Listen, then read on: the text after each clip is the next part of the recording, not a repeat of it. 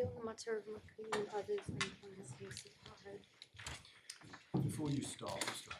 Adams, for the third case running, Opus 2 doesn't open with the password I'm given by Opus 2.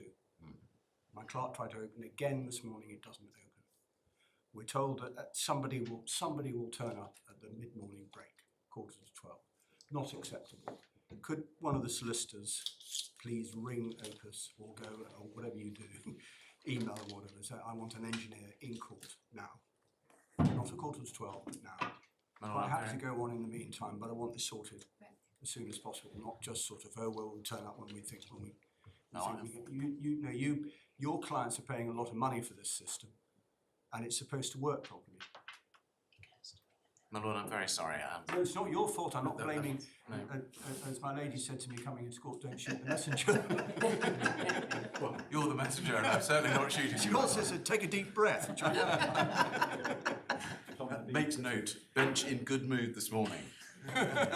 So that could be sorted. Well, time. It's very frustrating when these things don't work. Thank you very much. They're being phoned now. No, I'm very grateful. I know how efficient the solicitors on both sides of this case are, and I'm sure it will be sorted. So, my lord, my ladies, but before I resume, there's three things from yesterday's transcript. The first is I said I'd give you figures for IFA commissions. Don't look it up, but you can find the figures and the calculations for this in our opening submissions, which is for the transcript of Supplemental Bundle 1, tab 19, page Sorry, 9. I missed the reference. I'm so sorry. Supplemental Bundle 1, tab 19, page 166. And by our reckoning, the IFAs were getting between 2.5 million and 3.8 million in all. And one can't be precise because Scott's said to the IFAs, you'll have a commission between X and Y. So those are the parameters. Yeah. Secondly, you will recall that my learned friend referred with some forensic incredulity to the idea that a solicitor might assess Mr. Thornhill's advice, and he called Mr. Miller's solicitor Mr. Snooks from Guildford. Mr. Snowden's firm was actually in Guildford. He was a highly qualified tax specialist. He was dual qualified as a barrister and solicitor. His career had included 6 years in tax and trust at Merrill Lynch, and he had spent 7 years working offshore in Jersey for a specialist tax and trust company before he had returned to the UK to take up a partnership in Stevens & Bolton in Guildford. His CV was in the trial bundle, which my Lady Justice Carr helpfully said you've got access to if you want to look at it. It was Bundle D, document 497. The third point was that the Chancellor asked me yesterday about whether there's anything in Headley Burn about independent inquiry. Yes. There are 2 or 3 brief references which I will show you. It's Authorities 1, tab 5. Yeah.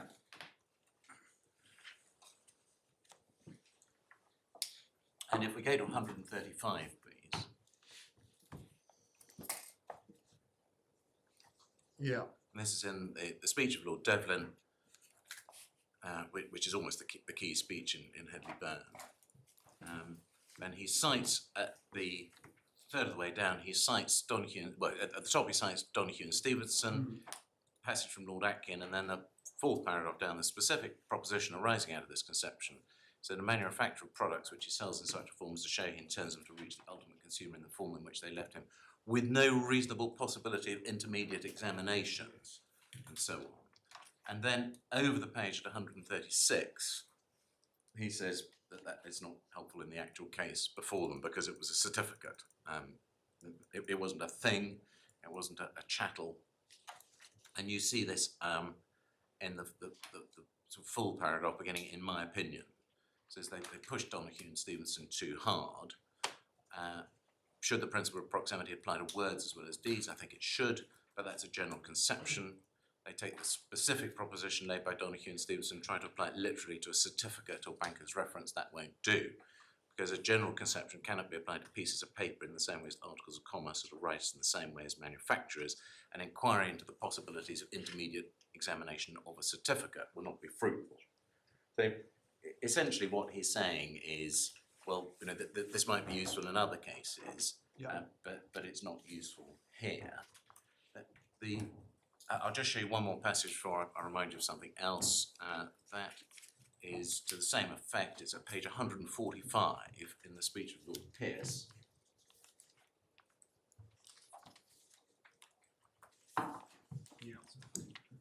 And he, in the paragraph beginning, the reason for some divergence towards the top of the page. And again, they're troubled by this idea of words and acts. And there's a rather philosophical passage about the nature of words. It says they are dangerous and could cause vast financial damage. How far they are relied on unchecked, by analogy with there being no probability of intermediate inspection, see Grant and Australian knitting mills, must in many cases. Sorry, give me the... Yeah, no, I'm sorry, I hadn't noticed that the engineer had arrived. Pearce... So it's 145, page 100 of the bundle. Yeah. The paragraph that says, that starts at the top of the page, the reason for some divergence. Yes. Talks about words being more volatile than deeds, they travel far and fast afield, yet they are dangerous and can cause vast financial damage. How far they are relied on unchecked, by analogy with there being no probability of intermediate inspection, and then he cites Grant and Australian knitting mills, must in many cases be a matter of doubt and difficulty. Yeah. So, and you'll remember, or you may remember, that this is the idea that's picked up by Lord Justice Hobhouse in McCulloch in particular. You remember that passage? Where he says, look, it's like intermediate inspection in physical product cases. So it's the same idea. So what Headley, I think it's rather, it'd be fair to say it's embryonic in Headley Byrne, because they thought it just didn't arise on the facts in front of them. Yeah. But it shows that it's part of the duty inquiry, just not in that case. So we can put away authorities 1 and get our call 2, tab 23, and go back to the information memorandum so I can pick up where I was yesterday. Okay.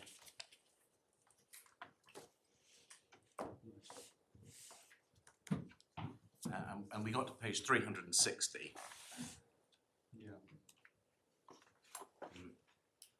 And I dealt with the second paragraph about FSMA and independent advice, and that took me off into my submissions about the IFAs, which took the rest of the day.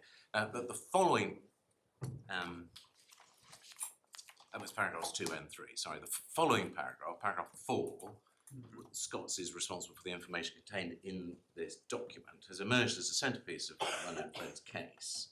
And I'm going to come back to it once we've been through the document so that we can see what the document tells us about the nature of what this paragraph means. So if we then move on to 362, where we have the advisors and administrators, we have Scots named as the sponsor, and we have taxation advisor to the sponsor and the partnership, Mr. Thornhill.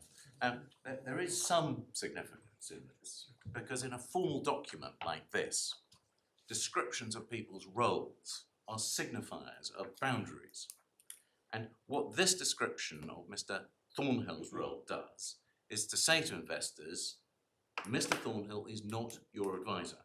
He is advising the entity on the other side of this deal. The LLP isn't on the other side of the deal. It isn't, but as the judge, that was run at trial, and as the judge said, it made no difference, because they aren't members of the LLP at this point. It's paragraph 117 Yes, I know. of the judgment. And at the moment, you're just being invited to join. You haven't joined it. So the fact that once the LLP is up and running, assuming sufficient subscribers can be found, Mr. Thornhill will become an advisor to the LLP as it goes about its business, is neither here nor there in duty terms. But what he's got is a defined status as an advisor to someone else. And so the default position is that he owes that person a duty of competent performance, but does not owe a duty of competent performance to anybody else. That's the Ashraf default. The next 9 or 10 pages describe the offer in detail, and there's nothing I need for my purposes apart from just to ask you to note again at page 366 on the way through that where it gives the nutshell view of expected tax outcome. It's again stated there, as in the page we're about to look at, as a matter of Scott's belief. Scots considers. And then we get to the core page, which is page 372. Yes. It's open to debate, isn't it? It may well not matter, but whether the qualification of considers is just the first sentence or the whole paragraph. I would say that qualifies everything. Well, I know that you're in follows this, there. Adam, but it's open for debate, isn't it? I'm not, I mean, everything can be debated. My submission to you is that when the paragraph begins, Scots considers that something about a loss, and then it says such loss can be, that is also a matter of what Scots considered. It's only two sentences. One of them begins Scots considers, the other one is related to the first, and I would say is clearly covered by the same qualification. Thank you. At 372, so you've got a heading saying taxation consequences of investing. So, you know, this is the big bit, as it were. This is the big one. Here we are. Taxation consequences. And the first subheading is accounting and taxation principles. So that tells you that this is the theory. Just forgive me if you're going I'm so through sorry. in page by page. Do you want to say anything about the last sentence of page 369? I think, yes, I'm going to come back to that All right, that's fine. in a moment. Fine. Sorry, I mean, No, you're that's quite fine. right. I could have done it all the way No, through. that's fine. That's... So 372 says, here's the text, these are the principles. And then it starts the tax analysis set out herein. So what that tells you is that this bit is about the central question. This is about how the scheme is supposed to function. This isn't a point of detail about individual circumstances, it's about the absolute core of the scheme, how it's supposed to work. And as my lady Justice Carr just pointed out, there are places where this information memorandum descends to the individual level and highlights points where an investor may need to take individual advice just about them and their circumstances.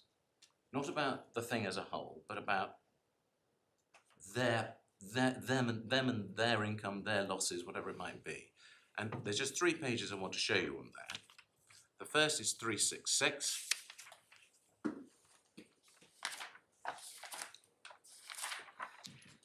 There's a heading sort of just below the middle saying alternative 1. It's about the call option. About whether they're going to, whether the studio calls back the rights that it's passed over. And in the first bullet, the last 2 sentences say partners who've sold shares acquired through share options may have capital losses available for carry forward as a result of Mansworth and Jelly. Partners should consult their own tax advisors on such matters. So that's a specific point about that area.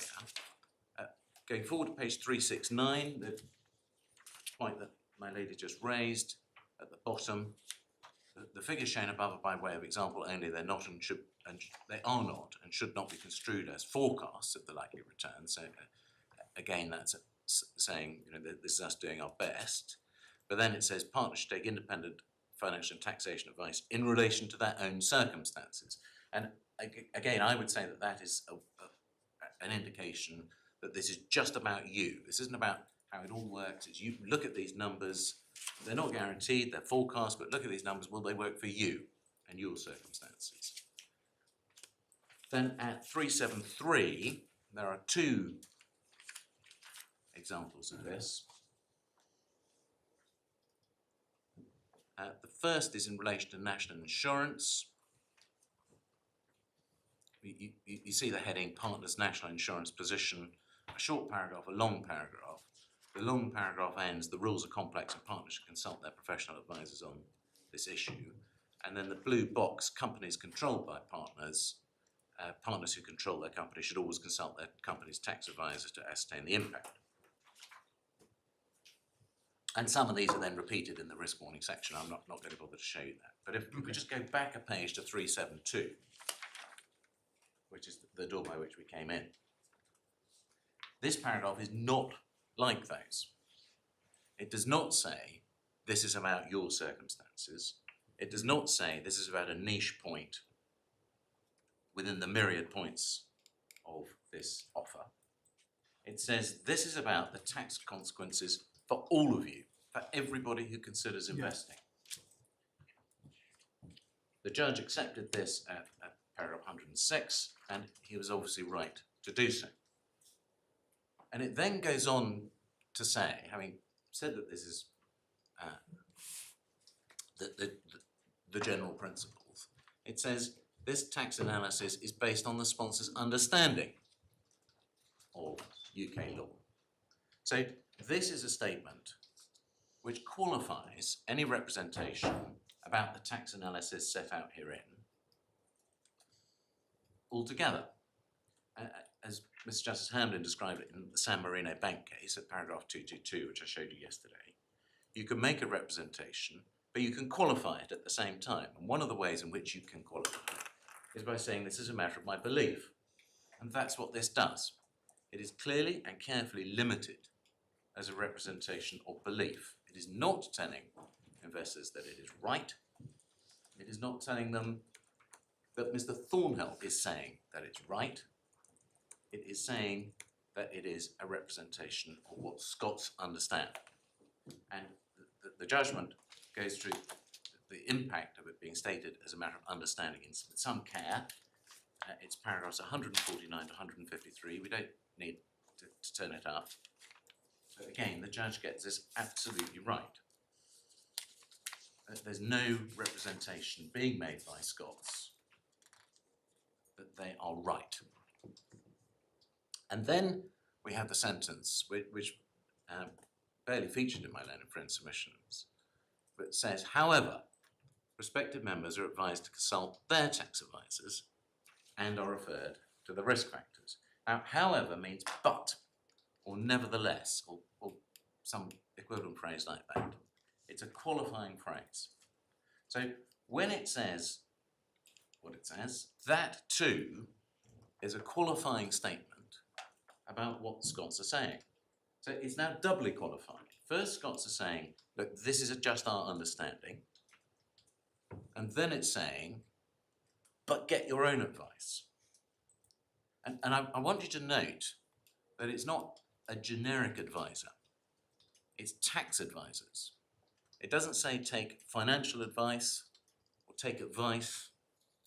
It has specifically picked out the type of advisor you need to consult about the tax analysis set out herein. And it's a tax advisor. So what this does is tell you to ask your tax advisor about the tax analysis set out herein, about whether it works. It also contains an implicit assumption that they will have tax advisors. It does, your Lordship's absolutely right, and that is one of the factors. Which ties in with the points you were making yesterday afternoon about the structure of the whole scheme. Absolutely. That it comes through, it can only be offered to them through IFAs who are skilled in tax advice, as you said yesterday and showed us some examples. Exactly so. And if they're not skilled in tax advice, they know where to go to get it. Right. Absolutely. There's a default assumption. And I'll show you, I'm going to go through quickly the innovator factors set out by Mr. Justice Hamlin in that case. But one of them is, look, if you are of the level of sophistication and wealth that you're buying into a scheme like this, it's just assumed that you've got a tax advisor because you're obviously in esoteric tax country. You're that sort of person. So you've either got one already or you know where to get one because that's who you are. So if we take those two sentences together, what they're saying is Scott's saying that we think it works. This is how we understand it to work, but get your own advice. And that conveys the clear meaning that Scots were not accepting responsibility for whether or not their understanding was right. They're passing the issue back to investors and their tax advisors. And I can't really elaborate on that much because these are short and clear words. They are telling, on an objective analysis, telling investors to consult their own tax advisors about the tax analysis set out herein is telling them that they're not intended, it's not the purpose for them to rely on what Scots were saying about their own understanding. It's just a clear dividing line. I want to show you, please, a really vivid illustration of this in the contemporaneous documents. Could you have supplemental 2, please?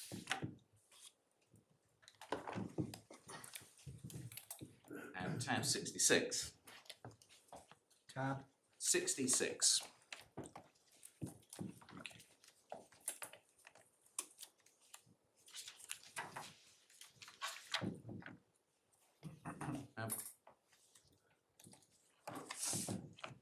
If you look down at the bottom, you see an email from Mr. Thornhill in December 2003. So that's right in the middle of SAD 2 and 3 being promoted.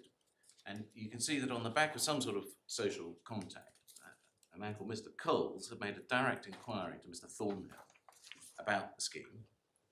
And we haven't got the inquiry, it's lost to time, but this is his reply. What he says, I have advised extensively on this scheme, and I believe it should achieve its goal. Do, however, consult your own advisor. Kind regards. Now, Mr. Thornhill is saying 3 things to Mr. Cole. He's saying, I have advised extensively on this scheme, which he had. He's saying, I do think it's going to work, which he did, that was his opinion. But 3, he's saying, I'm not giving you any advice about whether it's going to work, Mr. Coles. If you want advice about whether it's going to work, about whether it's going to achieve its goals, its goal, as he put it, you've got to get your own advice. Now, that email is polite, but it is firm, and its meaning is unmistakable. Mr. Coles, has got to look after himself. And the words do, however, consult your own advisor just don't mean anything else. He is saying, yes, I have advised, but I'm not advising you. I've advised someone else. It's interesting that Mr. Coles understood that as a worrying response. No, it's a No, time. it's 2 years later. Oh, I'm so sorry. No, So literally sorry. 2 years later. There's a I'm so time lag. sorry. Yes. I think Yeah. he must have thought, Yes. where's that email from Mr. Thornhill? Yeah, it must have then gone, because it's October 2000. Yeah. Sorry. It's after the revenue of, Yeah, it is. Yeah, And then. No, I'm sorry, I should have explained the context, it's my No, fault. no, And No, we don't have the email to we which don't. the Bottom email is the reply, although Right. we can probably work out what it was all about. No, seems to be right. Mr. Thornhill was not the most email-friendly person. You'll have seen from the papers that things came to him by fax, not by email, professionally. That's just the way it was. These by telex. I think we've still got a telex machine somewhere in Chambers. I remember a Chambers meeting at which one of the older members of Chambers held out a great length as to why we shouldn't have a fax machine, because we had a perfectly good telex machine. So we could put away Mr. Coles, but if we just go back to the IM on page 372, when you look at it in that context, it was just a clear communication where he says, I think it works, but consult your own advisor. Yes. And then you see pretty much exactly the same words. The message conveyed to Mr. Coles is unmistakable. And when you see pretty much the same words in a much more formal document, which has real importance, it's got the same meaning. Consult your tax advisor only means you can't rely on my tax advisor. And on that, the judgment absolutely nails this at 115. I don't mean to get out the bundle, but I'll just read actually the relevant bit, where the judge says Mr. Thornhill was in no sense retained as advisor to any of the investors. He was expressly identified as tax advisor to the sponsor. So any reasonable investor would have understood that where the IM advised them to consult their tax advisors, that's on this page, it was referring to an advisor other than Mr. Thornhill. That's what consult your own tax advisor means. It means not Mr. Thornhill. Now, I'd just like to measure up this phrase, how the prospective members are advised to consult their tax advisors, against the key authorities. So if you think about this in NRAM terms, the twin tests, once investors are told that the tax analysis set out herein is something on which they're supposed to take their own advice, their own tax advice, then it ceases to be objectively reasonable for them to rely on Scots' tax advice because they've been told not to, and it ceases to be objectively foreseeable to Mr. Thornhill or someone in his position that they would rely on the advice which he had given to Scots. It's not objectively reasonable to rely on what you know is advice given by somebody else's advisor, when in the same breath as being told about the existence of that advice, you're being told to take your own advice. And that point in the same breath is very well established. There's a very celebrated dictum from Hedley Byrne. It's at page 144 of the Authorities 5 bundle. I'm not going to turn it out because as soon as I've started to read that, you'll all know it. A man cannot be said voluntarily to be undertaking a responsibility if at the very moment when he is said to be accepting it, he declares that in fact he is not. That's the core of Hedley Byrne. And that's Mr. Justice Hamlin's qualifying or explaining statement. And that is exactly what is going on here. At the very moment my learned friend says that Mr. Thornhill is objectively accepting responsibility through the IM offering his advice for inspection, the IM simultaneously says, but get your own advice. And that is the antithesis of accepting responsibility. And if I take up my learned friend's example yesterday about buying an antiquity from a dealer, and the dealer says, well, I consulted Professor Snooks and he says it's so-and-so. What my learned friend's example omitted was the words, any mention of the words, however, consult your own advisor. So to bring it into parallel, what you have to imagine is that the dealer says, I've got this thing, it's 1,000 years old, I've got Professor Snooks, he agrees, he says it's 1,000 years old, he's a leading expert. If the dealer then says, however, you are advised to consult your own antiquities expert, it's obvious from the interchange that responsibility is not being accepted. And the inclusion of the words, the fact that these words are included in the information memorandum, not anywhere else, is very important, because the information memorandum is the sale document. And as the judge held at paragraph 98, which we've looked at, on an objective assessment, everybody knew that the only basis that you could get to Thornhill's opinion, the only basis on which Mr. Thornhill's opinion is going to be shared, if it's shared at all, are the terms of the core documents, including the IM. That's the only way in. So the fact that, however, prospective members are advised to consult their tax advisors is the complete answer to the argument that it counts against Mr. Thornhill that he had the opportunity to include a disclaimer in his actual opinion instead of relying on the IM. And if you can test that by thinking, well, imagine that he'd put at the top of his opinion, I mean, literally these words, he'd put the tax analysis set out herein is my understanding of current UK tax law, etc. However, prospective investors are advised to consult their tax advisors. Just say, taking these words and put them on his opinion. Now, it would be beyond question that that conveyed, I'm not assuming responsibility.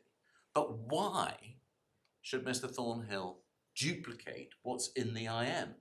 Why should he put those words on his opinion when the only way to get that opinion was through a document which said exactly the same thing? He knows that you can only, well, I mean, he did know subjectively, but objectively, he knows, paragraph 98, you can only get his opinion through reading these words. So he doesn't have to duplicate it. And to say that it should have been duplicated and that it not being duplicated counts against him is just a triumph of form over substance. Now, of course, that's not always the case, because there's not always a document like this. There's not always a gateway. So if the professional just passes over advice directly or in circumstances where there's no qualifying words at all, then at that point it's a really significant factor, or it can be a really significant factor, that there's nothing in the opinion itself which says anything equivalent. But where there is a gateway document, and where the gateway just stamps what's passed over with consult your own advice, a failure to take the opportunity to put it in the opinion just is not significant. Now, so that's looking at how to consult your own tax advisor through the NRAM lens. If you then look at it through the Playboy lens, which I'm afraid is a slightly less exotic exercise than it sounds to be, and you ask yourself whether it's the known purpose, that's the Playboy dictum, of Scots saying to investors that they could see Mr. Thornhill's advice if they wanted to. The known purpose was to enable investors to rely on it. The answer is obvious, and again the answer is no.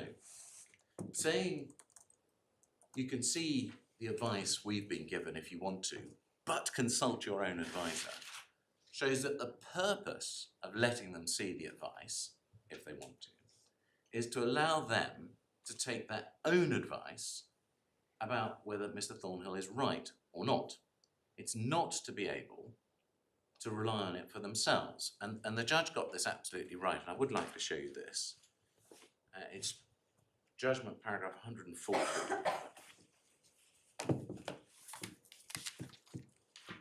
Which is Core 110, page 101, 101.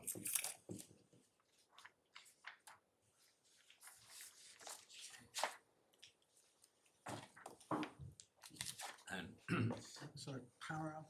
paragraph 140, at page 101.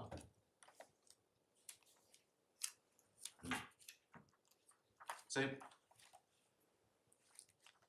and this is in the course of dealing with an argument that Mr. Thornhill was so good that it would be pointless for anybody else to go because he was the best, essentially. And at 140, the judge says it doesn't follow. At 139, he says he appreciates that given his status as a leading QC, his advice would like to carry more weight. It does not follow, however, that he should reasonably have foreseen that investors would rely on his opinion without consulting their own tax advisor, as they were recommended to do and have warranted they had done. And then he says, there were plenty of advisors, barristers, solicitors, and financial advisors who specialised in tax schemes such as the schemes and could have provided independent advice. Any such advisor would additionally have had the benefit of Mr. Thornhill's opinion, not so they could rely on his advice, but so they had the benefit of seeing what he had advised when they came to give their own advice. And that is exactly right. That is the objective purpose, the known purpose, in Playboy terms, of the advice being passed across. It's to help a buy-side advisor to get under the bonnet of the legal reasoning and see where they think the risks are. And for your note, for the transcript, that is exactly how Mr. Thornhill pleaded his defence. It's in paragraph 10 of the defence, Core 2, tab 15, 311. So that's NRAM, that's Playboy. If we now think about it in El Kandari terms, consult your own advisors clearly shows that Mr. Thornhill had not stepped out from the role that he'd been described as having in the IM as Scots' lawyer, and he was not assuming a neutral role. So in other words, if he was wearing a hat which said advisor to both sides or neutral independent party, there would have been absolutely no need for advisors for investors to consult their own advisors, because what would be the point? They've already got the benefit of a tax silk wearing a hat saying I'm acting for you too. And in fact, if you think about it positively instead of negatively, if objectively you could see that he was intended to have this neutral role, what Lord Justice Morat in Peach called a valuable expert independent of any of the parties, then Scots would have said so. They would have explained that they'd got an opinion for your benefit, because that would have been a useful selling point for them. Instead, they say literally the opposite. get your own advice. So that's al-Kandari. And if you then think about it overall in Ashraf terms, the basic proposition of Lord Justice Nugent was that a lawyer for one party doesn't normally owe a duty to another party just because they haven't agreed to do anything for that other party. And if you think about it, consult your own advisors exactly conveys that proposition. Nobody could reasonably think that their counterparty's tax advisor was doing something for them when they'd been told that they should consult their own tax advisor. Why would they be being told to consult their own tax advisor if, on a true analysis, the counterparty's tax advisor was acting for them too? So actually this sentence, or these two sentences combined, are in and of themselves an answer on duty. If we just finish off the IM, we stay on this page, the second paragraph, which my learned friend presses, states, while no advance ruling procedures are available in the UK for transactions such as this, advice has been received from Mr. Andrew Thornhill, Senior UK Tax Counsel and Head of Chambers, in respect of tax. Because this sentence is rather confusing, you can actually put a bracket around the whole of the rest of that sentence, because all the rest of it is about E and Y. Yeah. So that's what it says about Mr. Thornhill. It says no advance rulings are available, but advice has been received from Mr. Andrew Thornhill. I've got three things to note here. The first is that saying we've got advice is not the same thing as saying that's the next best thing to a ruling or in any way equivalent. It's just advice. And they say we've got advice literally after saying in the sentence preceding, get your own advice. And if they get their own advice, they're in the same position as Scots. Everybody's got their own advisor looking after their interests. Secondly, as the judge held, advice has been received. It means that advice has been received by Scots from AT, Mr. Thornhill, in his capacity as advisor to the sponsor. And that's what the judge held at 116. And thirdly, note that the opinions are available. In other words, Scots have got Mr. Thornhill's advice in their cupboard, and they're keeping it there unless you ask for it. And I make that point for two reasons. The first is that this structure reinforces to any reasonable reader that Mr. Thornhill's advice to Scots is not advice to them. It's advice to someone else, and they have to ask that someone else if they want to see it. Is that there's a barrier there. It's not appended, it's not quoted, it's on request only. Do we have the advice from Ernst & Young in our bundles anyway, Mr. Adams? I don't think so. Are they in the trial bundles below? I don't think so. I can tell you that HMRC alleged that Ernst & Young were wrong about GAP, and that was part of their case against the scheme. But I mean, look, lady was a big bundle. I'm sure it was. I can't swear. Thank you. Mr. Well, it Schaefer- obviously didn't feature as No, I don't something think that it was no. debated at trial. No, we didn't run it as a causation point saying, well, it didn't matter if we were wrong because it would have failed anyway because of GAP, for example. I was just interested in what terms it was in broad terms. But doesn't matter if it wasn't there below, it certainly shouldn't be before us now. I mean, knowing Ernst & Young, it would have been in bristling terms, but I can't. Mr. Schaefer, who's an electronic wizard, will see if he can All right, find thank it. you very much. So there's the second reason why this is important is that it's important that it's on request only, is that this request is what underpins the judge's later division between the sheep and the goats, between those who saw or whose advisor saw the opinions and those who did not. I'll say briefly something about the legal rationale for that later, but this is the factual origin of it. Because you don't get it, you have to ask for it. Some of them didn't ask for it, as we've seen. And that simple fact, again, underlines the fact it's not advice to you. There's then a cross-reference at the end of the first paragraph to the risk factors, which we can look at quickly because the points have pretty much emerged now. It starts at page 377.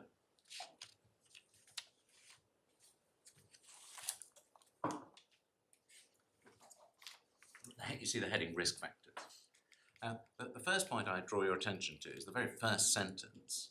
It says, consider the potential risks of investing therein, which include, but are not limited to, the following. Not limited to is important because it tells investors that there may be other risks which Scots haven't spotted. So in Donald Rumsfeld terms, I think that these are unknown unknowns. I'm never very sure of my Rumsfeldian taxonomy, but I think this is an unknown unknown.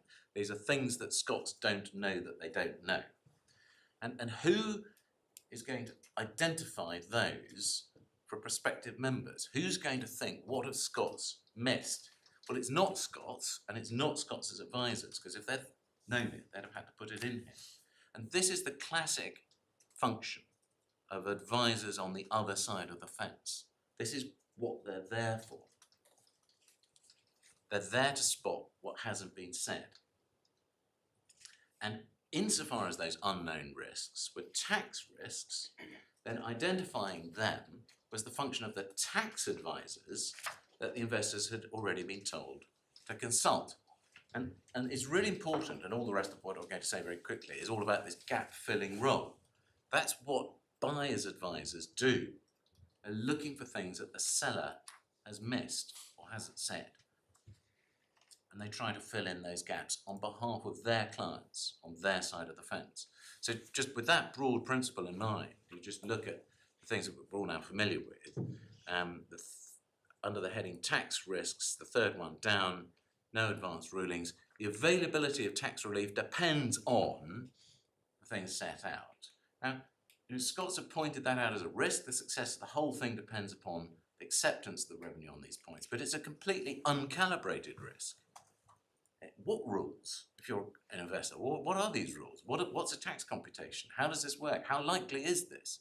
Who's going to gauge this risk for me? Their tax advisors, whom they have been told to consult. Same points on the inland revenue has the right to inquire.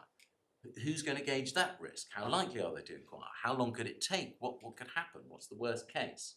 It's all buy-side advice. And then 378 over the page, under the heading general risks. The first one is quite interesting because this is an upgrade on the warning. So investment in the partnership involves substantial risks, including certain tax risks. So now certain tax risks are being flagged as substantial risks. Well, what are they? That's absolutely crying out for buy-side advice. What are the substantial certain tax risks? Should I do this? So that's risk warnings. I just want to take up a point arising from something the Chancellor observed yesterday morning when he said, if Mr. Thornhill qualified his advice to any appreciable extent, they would have had to, they, i.e. Scots, would have had to say something, at least in the risk factors section. Now, any appreciable extent is in the eye of the beholder. And I just want to make clear my position on that issue. The starting point is that Mr. Thornhill's advice isn't appended, quoted, nothing relevant is attributed to him at all in the IM. It follows from that the only representation that Scots were making about Mr. Thornhill's advice at all was the implied one, that it was consistent with the understanding of the legal position which they held they had. But third, and really importantly, there's a spectrum here. So any appreciable risk, if Mr. Thornhill qualified his advice to any appreciable extent, well, let's just think about that, because quite a lot of things on the spectrum would not have required any change from Scots to this IM at all.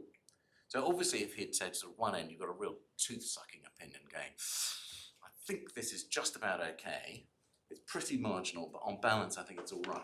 That would have called for a qualification somewhere in the IM. But there are lots of other possibilities. So Mr. Thornhill could have said, for example, in my view, which is of course how he always did express himself in the opinion, it was always just an opinion.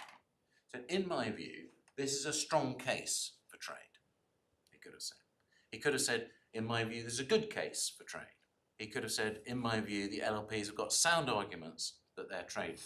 He could have said, in my view, the LLPs are likely to be held to be trading. In other words, he could have expressed himself in terms that I suspect all of us have written opinions in, which conveys the view that we're confident of success, while acknowledging that there are points the other way, which we expect to overcome. Now, if qualified in that way, this is a good case for trade, Scots could quite properly have still said exactly what they did on page 372 and elsewhere. They would not have been obliged to include any further risk warning, because that kind of nuance within an opinion is within the risk warnings already. Now, if we return to the beginning of the IM and come back to the point I said I'd return to, which is at page 360.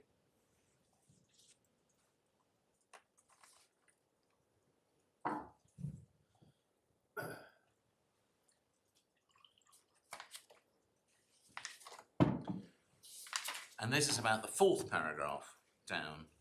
Scots Atlantic Management Limited, the sponsor, is responsible for the information contained in this document. To the best of knowledge and belief of the sponsor, which has taken all reasonable care to ensure that such is the case, the information contained in this document is in accordance with the facts and does not omit anything likely to affect the import of such information. The sponsor accepts responsibility accordingly. A learned friend's argument is first that this statement meant that Scots were accepting responsibility for whether the tax benefits would be available, in other words, whether it would work, and therefore, he said, that completely undermines the judge's construction of the warranties and the checklist, because that would contradict this express assumption of responsibility by Scots. Now, in my submission, that argument doesn't take proper account of what this paragraph is actually saying, because all Scots are stating here is that they are prepared to accept responsibility for factual information in this document, in the IM. And you can see that from the wording, which is very carefully set out, which says what we are doing, we're responsible for the information, and that is fleshed out as being we've taken reasonable care to check that the information contained in this document is in accordance with the facts. Makes your submission a bit difficult, doesn't it? That it's just the facts, taking responsibility for the facts, because there's clearly a distinction being drawn between information and facts. No, I'm afraid I think that the opposite is true. Right. The information, you can't say that the information is in accordance with the facts unless you can't check it against facts, unless it is facts. So you can't check an opinion against facts. You can't check an advice against facts. Well, The only say way an that you- example, an extreme example, going back to the point we were making a moment ago. If Mr. Thornhill's advice had been, well, this scheme might work, but it's pretty dodgy, and I think the revenue will really come down on you like a ton of bricks. And that was the advice they'd received, and they had. But said ultimately, they- it will be okay. they Is had that sent- they had sent out this information memorandum, then they would be in breach of this, wouldn't they? Because the facts, what they haven't disclosed in that example, is actually the advice they've got is that this is unlikely to Yeah. work. And that's because the It's an fact. extreme example. No, absolutely. But that's because the fact there. Yeah, that's the point. The fact that's undermined is the understanding.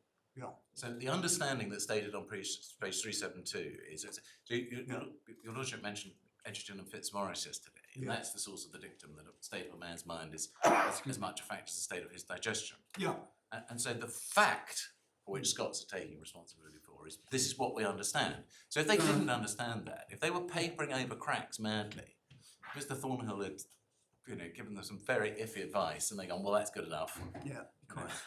So just help me with what you say the word information at the end of the second line of that paragraph means. The understanding? It was the information contained in this document. Yes, so the information. It can't be the facts contained in this document are in accordance with the facts. So what does information mean? Well,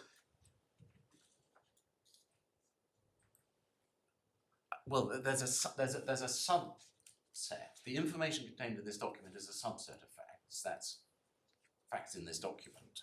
And then it says it's in accordance with the facts, which includes facts outside the document. So that's, So what does information mean? well, it means the facts in this document. It's not information, it's It's in information. accordance with the facts outside this document. Yes, and that's, So the my lord, the information, so information there means facts, and we should read it as saying facts within this document is in accordance with the facts outside the document. with all the facts known to the sponsor. So if the sponsor, my lord, the Chancellor's example, actually knew that their advice was, this is a really ropey scheme, and then they set out the understanding. The information contained in this document is the understanding. That's what we understand. And then you say, well, is that in accordance with the facts? That's why I asked you, so do you say information means your Scott's understanding? In this context, it must do, mustn't it? Yes. Because Is that what you said? amongst the information, I mean, the relevant information for the purposes of what we're debating is the tax analysis set out herein is based on the sponsor's understanding of current UK tax legislation and published practice. Exactly. That's the relevant fact. And if, in my extreme example, they've in fact got advice from Mr. Thornhill, this is unlikely to work. Yeah. Then what they go on to say about the tax analysis would simply not be correct, factually correct. Exactly. And actually, that's exactly right. And you can multiply it and think, well, actually, there are other scenarios. So it could be, say they've gone to Mr. Thornhill and said, doesn't work. And they thought, right, let's go and try Mr. Aronson or some other eminent tax officer. And he'd say, yeah, no, I think this works. So now they're sitting on two opinions. One says it works, one says it doesn't work. Now, could they have said this? They couldn't. And that's because they've omitted something likely to affect the import of such information. So the information contained in this document, relevantly, is my understanding, Scott's understanding. And they're saying, we haven't omitted... In the example you just gave, Yeah. what they've omitted is the fact they've got a dodgy... They've got two other opinions. Bias opinion. says They've got the two negative, opinions. says the In opposite. my example, what they've omitted is the fact that the only opinion they've got is a Absolutely. dodgy one. Yeah, that in both circumstances, that's what this is covering. It's very precise. It's the information in this document is in accordance with everything that we know. And that's what it's saying about tax. I'd like to show you the judge's reasoning on this because it's quite hard to improve on it. It's a start of judgment, paragraph 144. It's on page 102 of Core 110. Yeah. So you can see at 144 to 146, it's the same argument. It didn't have the embellishment my learned friend has come up with that it undermines the construction of the warranty.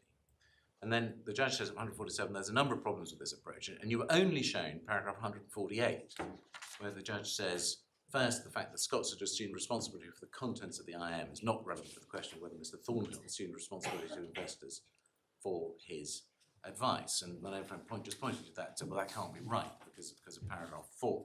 But what he didn't show was the judge's reasoning, which is actually quite instructive. If you look at 149 over the page, he explains why the assumption of responsibility by Scott's for the information in the IM and the terms that they did just isn't relevant to whether Mr. Thornhill was assuming responsibility to investors for the advice he had given. And that is exactly shown, as he says, by the fact there's no representation from Scott's at all about accuracy, about it being right. It's only a representation of their understanding. So at 150, he then goes on to make us 3 other points here, all of which I respectfully suggest are very solid. At 150, he points out that the representations that the LLP was trading were not representations of factual information for which Scots were assuming responsibility.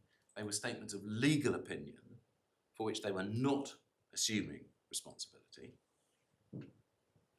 At 151, he rejects the argument that if you're taking responsibility for factual information, then that amounts to telling investors they could rely on Mr. Thornhill's opinion.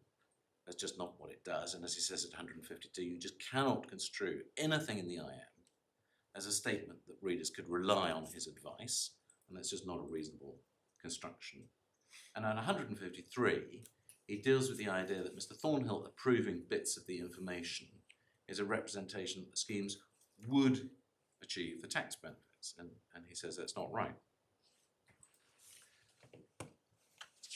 So for those reasons and the ones I've given, the judge is absolutely right to say that paragraph 4, the assumption of responsibility for factual information contained in the document, is not of assistance to my learned friend. It does not say what he needs it to say, which is that Scots are representing that the advice is right or that the tax benefits are available. And actually, if we could just take up my learned friend's skeleton argument for a moment, which is in Core 2, tab 24, and look at page 396, paragraph 27. So Core 2, tab 24, page 396.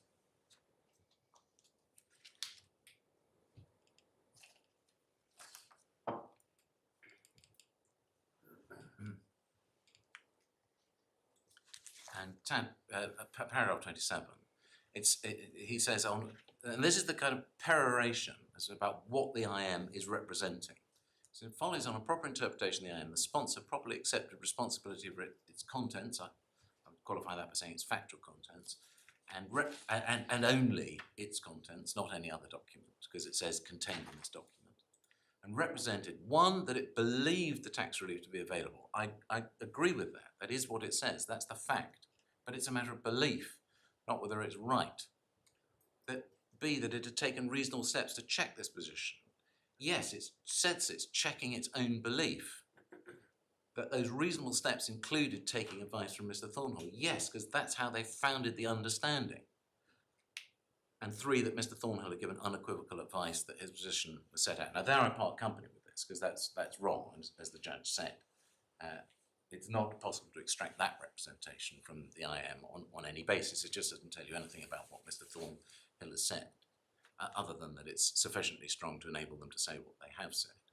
But the point here is that in none of this is his best shot at what Scots were representing. And nowhere does this say Scots were representing that it would work, that it was right. And that is just not there. Now, I turn from then the IM to the application documents. And so we put away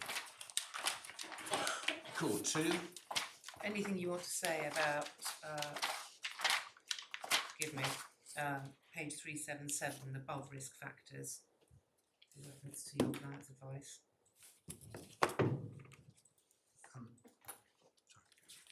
So P377, core bundle 2. You may not want to say anything. Well, that's a specific point on which Mr. Thornhill, that is the only point in the IM in which his advice is recorded. It's not about the general tax position.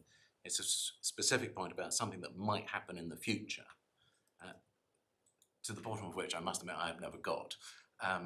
It's about I think it's about a change in domicile that might happen later, and which may be a concern to some international investors. Yeah, I mean, because the scheme was only open to people who were resident in the And United don't Kingdom. It's a residence issue. So it's dealing with people who are resident in the United Kingdom and have a Yes. domicile. So if you They work have for an to- American bank in London, for example, and you thought I might get posted to America, Yeah.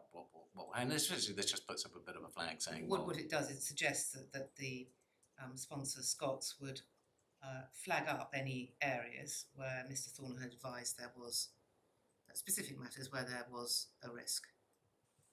well, I think that the IM has got to be looked at not as a whole. Absolutely. And when you look at as I've shown you, from various points on the way through, it has said, this is something on which you might want to take your own advice. That this is essentially one and the same vein, because if you did come into this position where you were changing jurisdiction, you'd have to think about it. And what they're flagging up is, well, look, if that is something that you are thinking about, then there might be a risk there. No, thank you. I just wanted to give you the opportunity to say anything you Well, wanted. it's not, it doesn't say in terms, if you're worried about this, take your own advice. But if you were an IFA reading this paragraph and you thought your client was somebody to whom it might apply, Yes, you'd be pretty foolish if you didn't either give the tax advice yes, or seek it. yes. And you might ask the question, right? You say, look, can I check? Are you thinking of moving? Yeah, precisely. Exactly. You know, is that something that's within your contemplation? Because it in no What way. I'm not saying is don't worry about this point because Mr. Thornhill's No. advice that it can't give rise to any problems. No, not at all. And in no way does it undermine the injunction on page 372 to consult your tax advisor about the tax analysis set out herein, which is just a larger and different topic. So turn to the application documents. We're at supplemental bundle 1, Yeah. tab 1. It starts with the checklist, but since I think logically that would be the last thing that the investor would have filled in, because it's, you know, it's a tick box. Part of it is a tick box of everything, you know, I've done everything.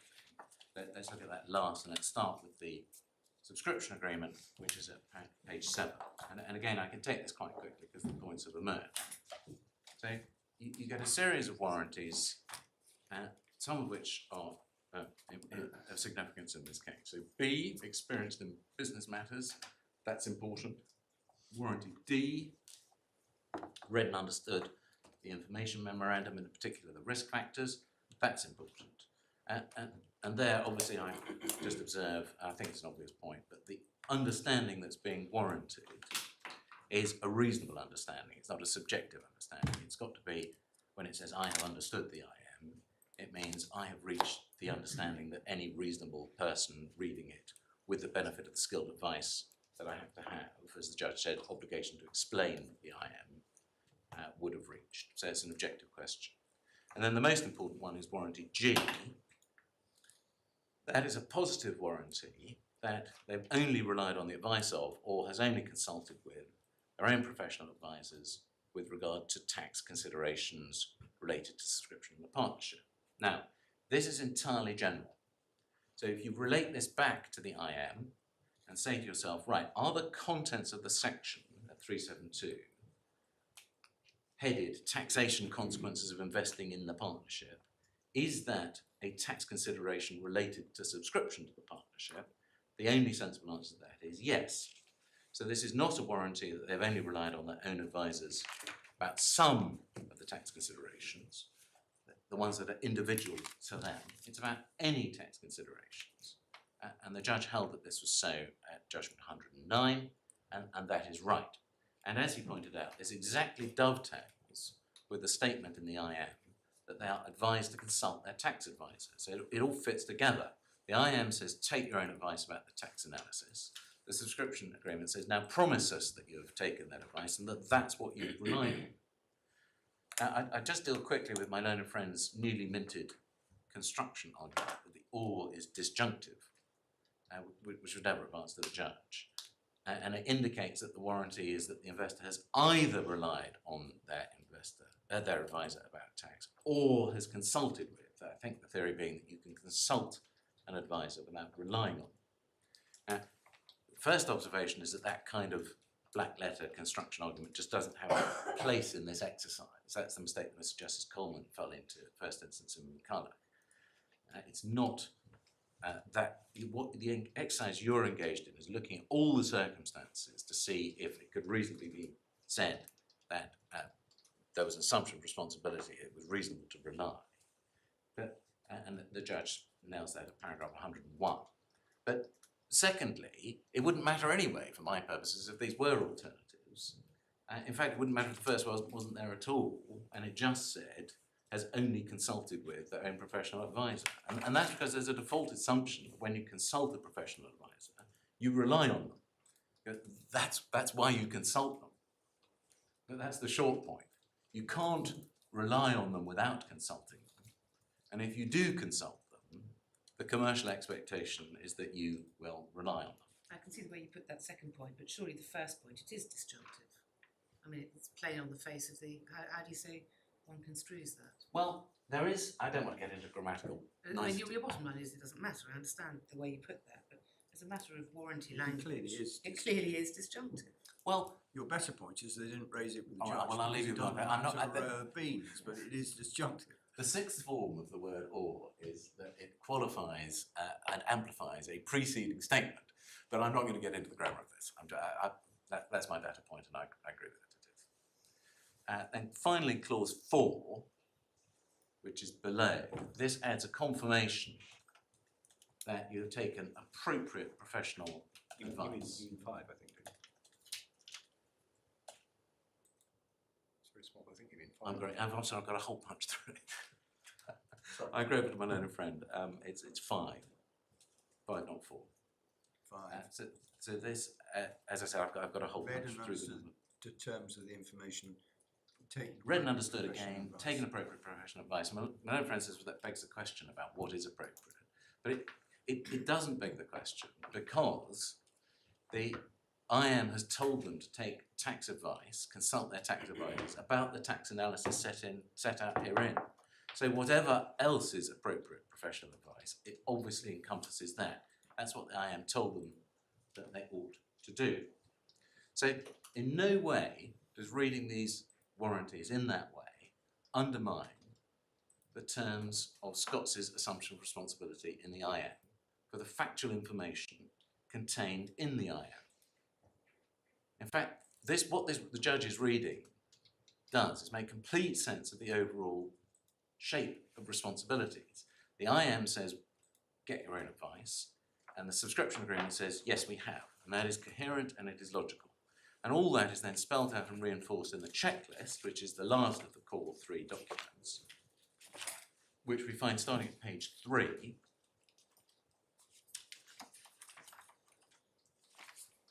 And just on page 3, picking up a point my Lord the Chancellor made this morning. First of all, note that it says subscriber name, financial advisor name. Financial advisor, not an option. Who is your financial advisor? But also that the reports and information, and this is about subsequent stuff that happens with the LLP. Third box, I require copies of financial reports and information to be sent to my tax advisor accountant. Please complete if different to your IFA. So there's a few little nuggets in there. First, your IFA might be your tax advisor. That's built into the form, an acknowledgement of the market reality. But also, as my Lord the Chancellor pointed out, it means that the default assumption is you've got a tax advisor. It doesn't say sent to my tax advisor accountant if you have one. It just says, it assumes that you've got one and says, do you want stuff to be sent to them? Now, the more important point on the next page, in the box that is signed of an understanding and acceptance. So again, you assess this as part of your assessment of the overall circumstances as to reasonable reliance and objective purpose, known purpose. And the two critical clauses are 1.1.1 and 1.2. 1.1.1 is an agreement that Scots have not provided taxation advice for them, generally and specifically, in connection with the LLP. This is clear, it is simple, it is signed, and its meaning, as the judge held at 112, is obvious. It means what it says. Scots are not giving investors any tax advice about this scheme. That could not be broader, it could not be more far-reaching. It ties exactly with the statement in the IM that they have to consult their own tax advisors, and it is extremely important in the context of assessing duties. It also says in the clearest possible terms that Scots is an entity which is not accepting responsibility for tax advice. And it follows from that it's just a completely counterintuitive argument to say that the tax advisor to an entity which is telling you that it's not giving you tax advice is somehow assuming responsibility to you for the tax advice it's given to that entity which is disclaiming responsibility for tax advice. So Scots are clearly trying to shape the transaction to where the boundaries are, saying we're not advising you. So how can their advisor be advising them? So it's all interlocked, it all fits together. The IM says, we think this works, but consult your own advisor, and highlights various risks. The subscription agreement then builds on that by saying promise that you've done that and promise that that's all you've relied on, and the checklist builds on both points by saying that they understand that Scots is not advising them. It is that structure which negates my learned friend's core point that Mr. Thornhill's advice was being used to induce the investment in the sense of being held out as advice that could be relied upon. That is just not what the documents show. I'm going to finish this section, I hope, with a look, again, I hope quickly, at innovator, which will probably take 4 to 5 minutes, but I hope that's okay before we break the transcript.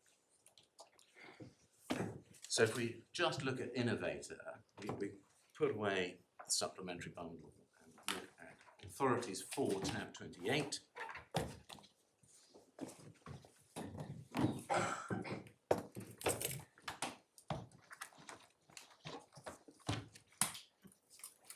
I'm rather nervous of opening this authority because I've noticed rather belatedly my Lady Justice Carr was in it as counsel, along with what seems to be half the chambers. Yes. And so she will know far more about this than anybody else in the courtroom. And it was an enormously long hearing. But anyway, I'm going to have a go. For those of us who remember the case at the time, remember it being discussed at great length. But on both sides of the fence, as it were, I remember Justice Hamlin talking about it. Because it went on for so long. Yes, no, it's one of the longest hearings in the modern era one's seen. Okay, where do you want to go? So I mean, just to give you the very big picture, there were lots and lots and lots of claims. These were tax schemes that were being marketed through information memoranda. We see that at paragraph 5 at page 865. They were geared up through borrowing, as here. The main risks you can see at paragraph 8 were failure from a tax perspective and liability for the borrowed money, the geared up money. And at 16 you can see there were lots of defendants, and the ones from interest for my purpose, the ones at the bottom, Collier Bristow, who were solicitors engaged in relation to the scheme, so scheme lawyers, and then 2 individual partners, former partners of the firm. And there are lots and lots of different claims, but the one I want to show you are the claims in negligence, which we go to page against the solicitors, 1092. 1092. I'm sorry, it's an enormously long judgment.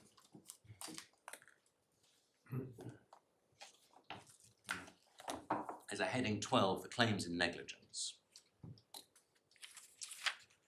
And it would go over the page to 1093. The claims that were put against Collier Bristow, who kind of the equivalent to Mr. Thornhill in this, they're the scheme lawyers, were 306, duty of care in tort.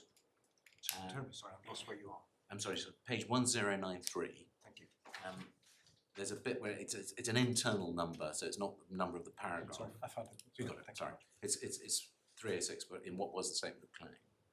And sets out various tortious duties that were said to be owed by the firm to investors. And he then moves on through he says relevant legal principles at the bottom. He moves through a pre-NRAM account of the authorities on assumption of responsibility. And if you go on to page 1097, and he says that this is, I mean, basically it was a hopeless claim against Collier Bristow because half the investors didn't even know who they were. So I think one of them said he thought they were accountants. You know, you can see from 1266 and 1267 that it was an extremely difficult claim. So one can't push this too far. But a 1098, having rejected it on the evidence,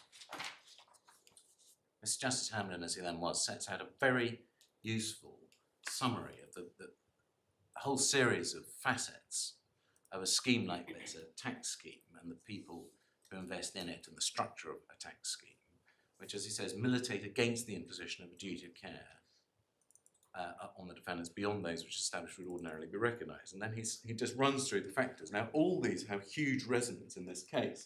So, commercial in nature, absolutely right. These people were being asked to get involved in hundreds of millions of dollars worth of film trading, film distribution business, P&A expenses. Minimum gross investment was very high. That's true here. The minimum gross investment for SAD 1 was 400,000, for SAD 2, 100,000, And for SAD 3, initially 100,000, but such was demand, it was raised to 500,000. And sums like that are not directed at people of modest means, just as the judge says here. And as he says at sub 2, those IFAs, they've all got IFAs, that's true. Their IFAs are expected to advise the claimants of the risks inherent in investment, that's true.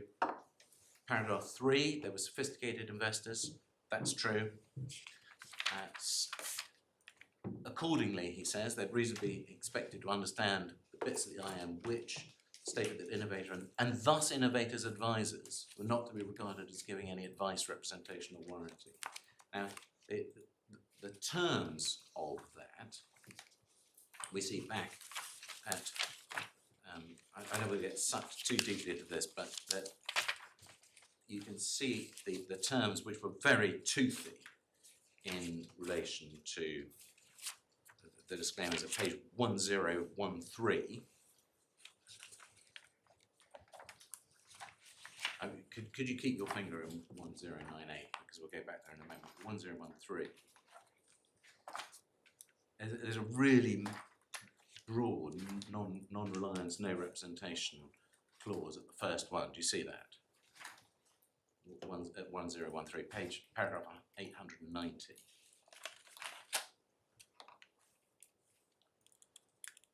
No representation at all. But what the judge holds, interestingly, is that can't mean what it says. If you go on, scoot on to 1017, paragraph 900, he says, look, it can't mean that no representation is being made at all, because although they say you can't rely on anything in the IM, elsewhere it's acknowledged that it will be relied upon, as it would have to be. So it doesn't quite work as drafted. But at 901, he says, well, they do make various things clear. No representation is completeness or accuracy. They qualify any representations of fact made and indicate there was no intention the recipient should be entitled to rely on completeness or accuracy. And he says, therefore, not caught by UCTA. Okay, just going back to 1098, going through the factors, stated that innovator, so 3 Roman 1, stated that innovator and thus innovators' advisors were not to be regarded as giving any advice, representation or warranty to any person. Now, I do take that up in relation to advice. That's the point I made earlier. If translating into these terms, the IM makes it clear, the documents overall make it clear that Scots is not to be regarded as giving any tax advice. Therefore, I mean, this is Mr. Justice Hamden's interpolation, but it's one that I embrace. Therefore, Scots' tax advisors aren't to be regarded as giving any tax advice either. And then 3.2, because they're sophisticated, they would understand the bits which stress the need for them to obtain independent advice. 4, any person of the wealth and resources going into this would seek and obtain specialist accountancy and or taxation advice on a regular basis. In other words, they're doing it anyway. This is just part of what their lives, and therefore have easy access to independent advice in relation to conduct of the IM. Some of them did. That has resonance here too. Those who did were told it was okay. That has resonance here too. And it was objectively reasonable to assume that independent professional advice would be taken and that they'd be able to bear financial risk.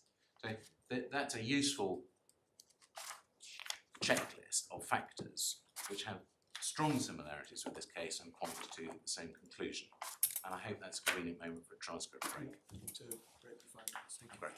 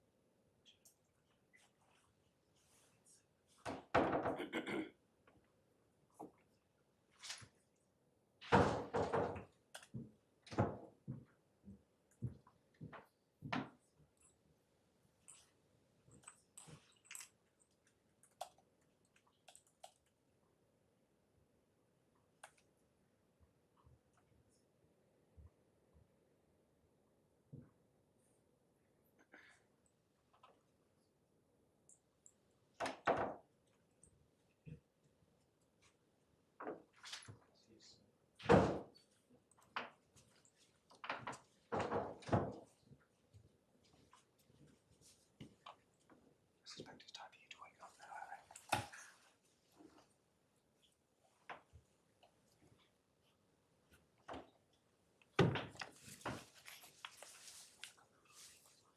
Sorry? No.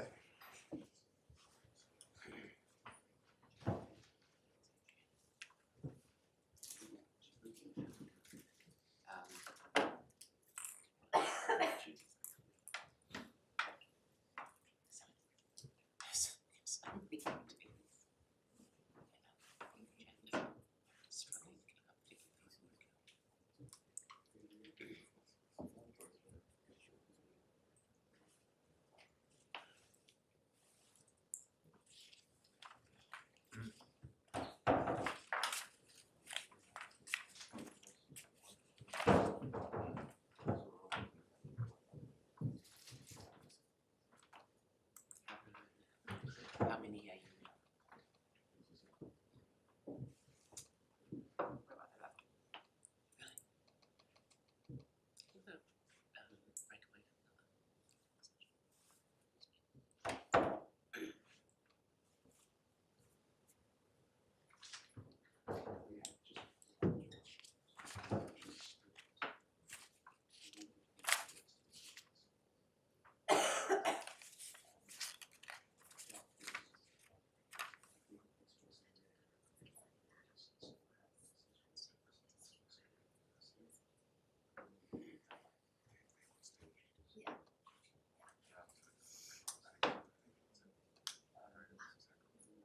No, they're just asking. We've done it.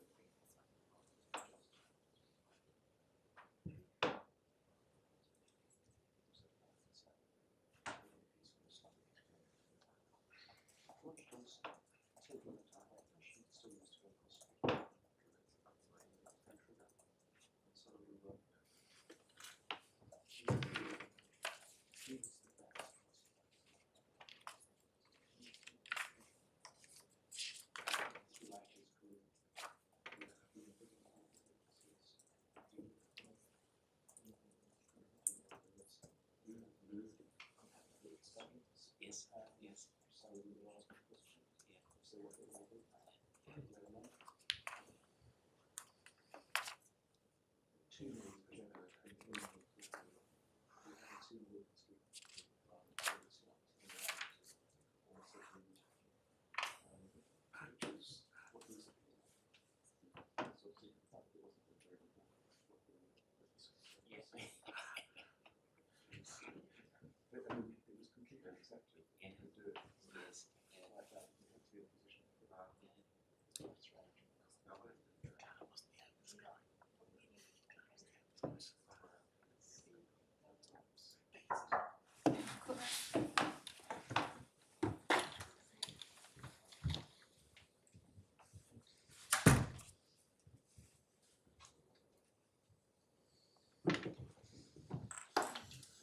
Yes. My lord, my ladies, I'm now going to go to UCTA. If we just start with the grounds of appeal, which are at Call 1-4. Mr. Justice Hamlin dealt with up to an innovator. He did. And held it didn't apply. He did. And you rely on that, you? I am going to rely on that. So we'll keep it open. No, because there's a little way down the argument. Sorry, I know that. Sorry, where do you want to go first of all? I want to go to the grounds of appeal, just so we can see what we're dealing with, which is Call 1-4. And you're going to leave yourself enough time for breach. I'm going as fast as I can. I'm taking I'm going fast. So It wasn't a criticism. no, Okay. I understand. I did always say this was a 4-day appeal, but a 4-day listing wasn't available. So Well, we can't sit tomorrow. no, I understand that. Grounds We're of- finishing today. So it's at page 31. Call 1-4. These are the grounds of appeal. I think it's point I and then it's Roman ones. Judge was wrong to decide the unfair contract terms did not apply so as to make what is called the warranty in the subscription agreement, subject to the requirement of reasonableness. So that identifies a warranty. It doesn't say which one, but since it's all characterised as a non-reliance clause, I'm assuming that was intended to be a reference to warranty G. If you then go to the skeleton, put away core 1, and go to core 2, skeleton tab 24, page 399.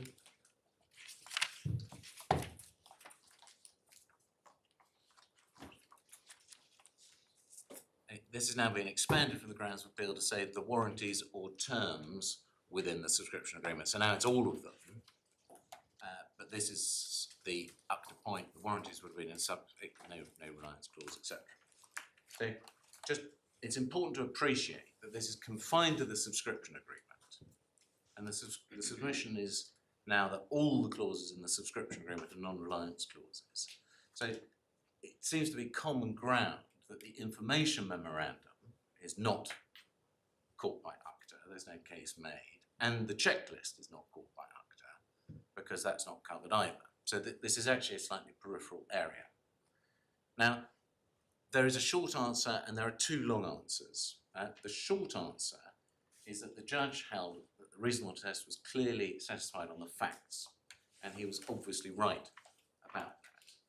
And the law is that a conclusion on reasonableness at the facts at the first instance level is a conclusion which has to be given great respect at the appellate level. And that is the Thornhill KC case, which is in Authorities 5, and it's at tab 56. And I hear a rumour behind me that although my Lady Justice Simler and one of the Chancellor's bundles have been updated, there is a risk that Justice Carr's bundle has not been updated with 56.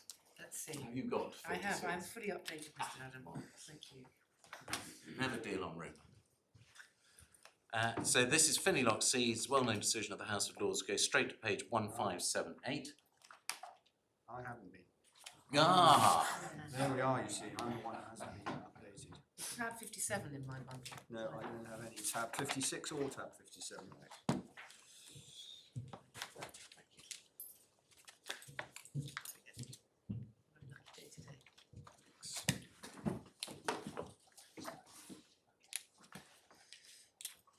Yep. So it's a well-known passage. The bit sidelined and over the page is the key.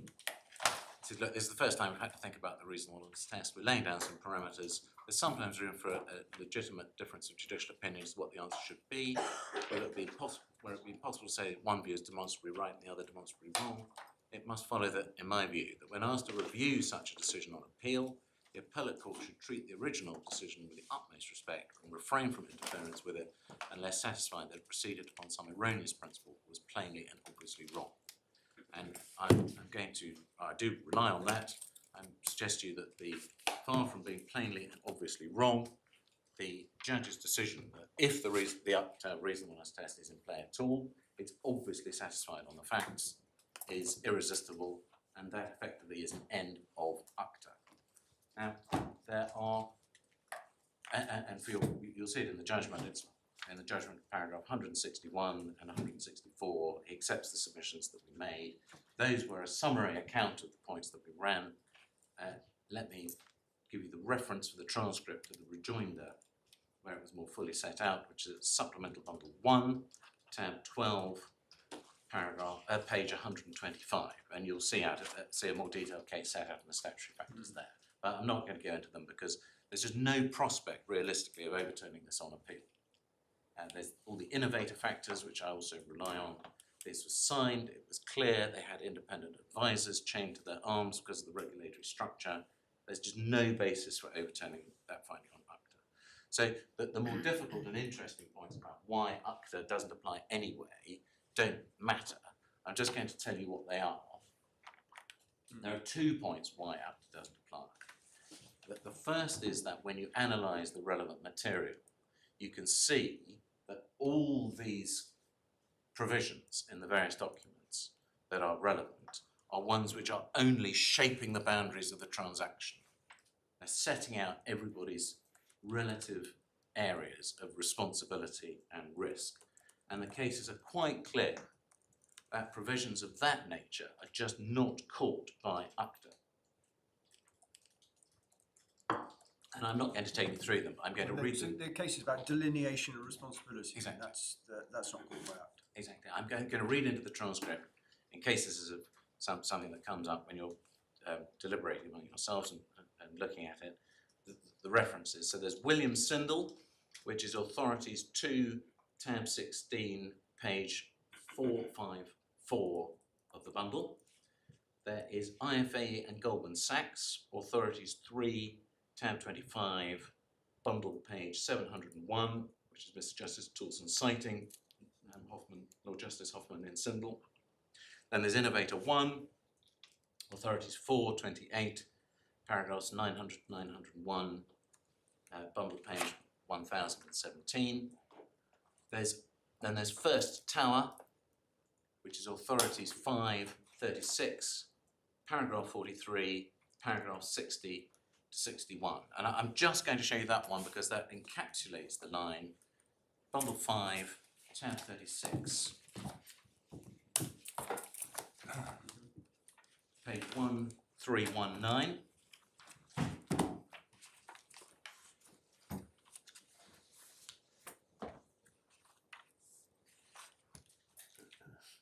And this is Lord Justice Lewison citing Mr. Justice Christopher Clark, as he then was in Raiffeisen, and at 60 he says the judge concluded, as has already been said, the essential question is, and if I may interpolate an A and a B, the essential question is A, whether the clause in question goes to whether the alleged representation was made, or I would add, was intended to be understood and acted on as a representation, or B, whether it excludes or restricts liability in respect of representations made, intended to be acted upon, and in fact acted on. And that question is one of substance, not form.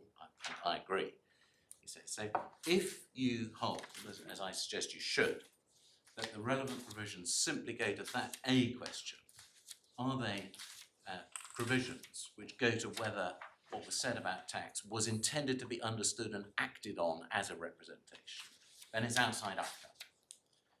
And the judge got this absolutely right. It's paragraphs 162 and 163. And at 163, he holds specifically, by their nature, these warranties were not actually disclaimers, they were just part of the circumstances he had to evaluate in deciding whether it was reasonable to rely without independent inquiry. In other words, whether they were intended to be understood and acted on as representations. And that was the point my Lady Justice Carr raised with me yesterday about McCulloch, in what Lord Justice Hobhouse says there. It's just all part of the factual matrix. So that's the point on, and that was exactly how Mr. Thornhill had pleaded his case for the transcript. Again, that's the rejoinder, supplement bundle 1, tab 12, page 125, paragraphs 3.1 and 3.2. So that's the first reason why UCTA doesn't apply, because it's just not that sort of clause. And the second reason why UCTA does not apply is actually a really knotty one. It's about the construction of UCTA in the light of developments since Smith and Eric S. Bush. And as I said to my Lady Justice Carr, I'm going to say to you, that is my tertiary line of defence on this point. First and irresistible line of defence is it's a finding of fact and you shouldn't touch it. Second line is it's the wrong sort of clause. My third line is a really complicated one about how UCTA now works in the light of the NRAM criteria. I'm not going to say any more on it. If you get this far in the analysis, then can I respectfully refer you to our written opening submissions on this point, which you will find at Supplemental Bundle 1, tab 19, page 175 and following. Last point before I turn to breach is sheep and goats. This is the discrete topic of the judge's division of the sample into those who obtained or whose advisors obtained copies of Mr. Thornhill's advice and those who did not. On this point, I see my learned friends Voltaire and Bertrand Russell, and I raise him one Cornelius Lapide, a 16th century Jesuit and exegete, who said that the chosen were compared to sheep because of their innocence, modesty, humility, obedience and patience, and the reprobates compared to goats because this creature has a fetid smell. I mean no disrespect to those who did not see the opinion by using this distinction as shorthand. So can we just take the judgment at Core 110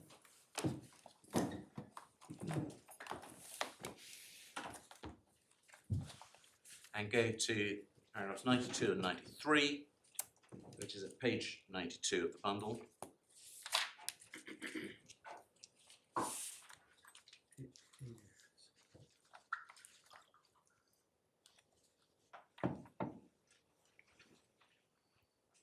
And the judge says there's a distinction to be drawn between those who saw and those who did not. And he says at 93, it's necessary because it is necessary to identify what crossed the line. And that is absolutely right. That is a fundamental part of the analysis of responsibility, because if nothing crosses the line, there's no assumption. And then at 154 to 156, he takes this up again. That's page 104.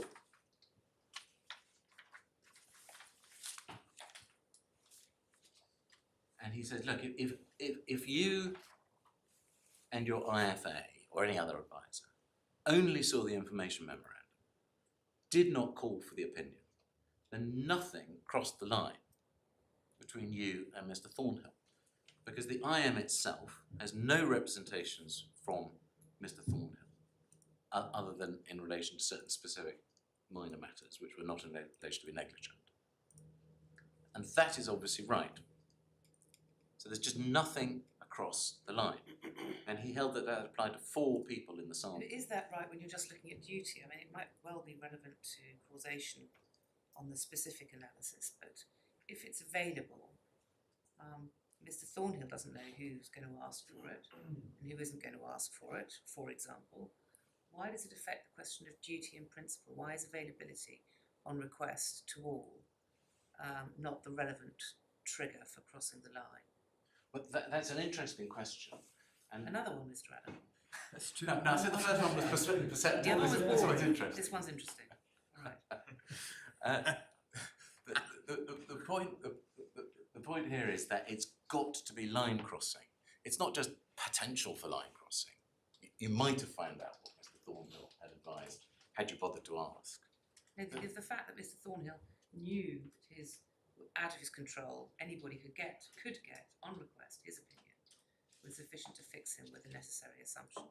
Would be the Well, argument. isn't it that anybody who isn't it, that if he assumed responsibility, was that anybody who asked for the opinion would rely on it.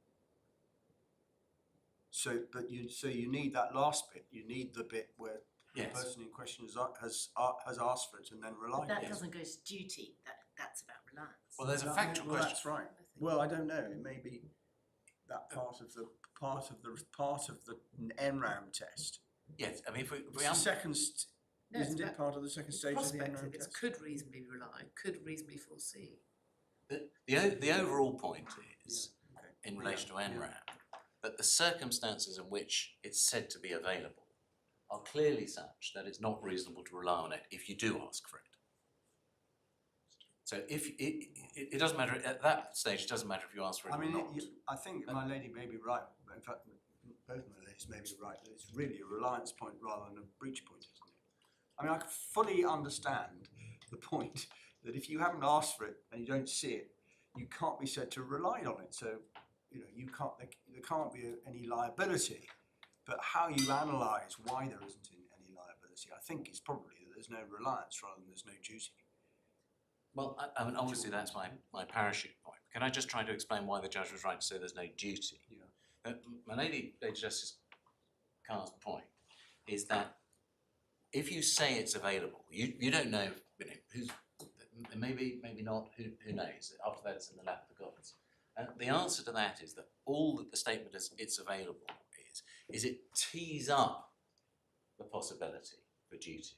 In other words, you have made yourself available. But in order for there to be an assumption of responsibility, there's got to be something crossing the line. And that's, I haven't actually got it in the bundles, but Williams and Natural Life Health Fees in the House of Lords makes that really clear. It's got to be the focus in it, and Lord Steyn The says assumption of responsibility is only assumed So the responsibility is only assumed to somebody who asks for it. Yes, the IM is pregnant with the possibility of such a responsibility, you know, if it weren't for its terms, as it were. But just focusing on this narrow point of provision, if it never crosses the line, they just say, you know, you don't care, not interested, whatever it might be, got my own advisor, he's looked at the IM, thinks it's fantastic. There's just nothing that crosses the line there's without nothing. calling for it because it's reflected in the IM. Well, but that is it there, as the judge said, there's nothing in the IM that amounts to something crossing the line. It's the point From the judge Mr. makes Thorpe. at 155. Yes, exactly, that's what he finds at 155. There's no representation in the IM that says, Mr. Thornhill says this. Apart from Our Point my understanding is consistent. yes, our understanding, there's an implied representation, which I always said to the judge, well, I volunteered to the judge perhaps foolishly, I accepted that there's an implied representation that the understanding that Scots say they hold is consistent with the advice that they receive. That's the debate we were having before the short adjournment, because you can't have an advice which is contrary to the understanding that you say you've got, because otherwise your understanding isn't true, the representation you make about your understanding.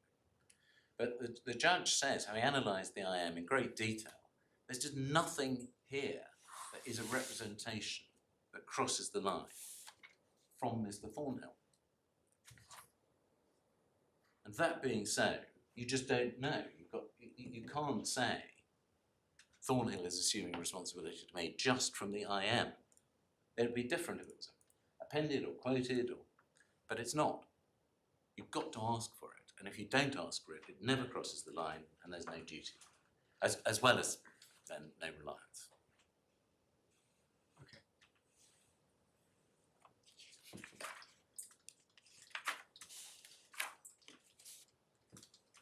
Unless there's anything further I can help you with on that, I'm going to move on to breach. Good. Thank you. Great.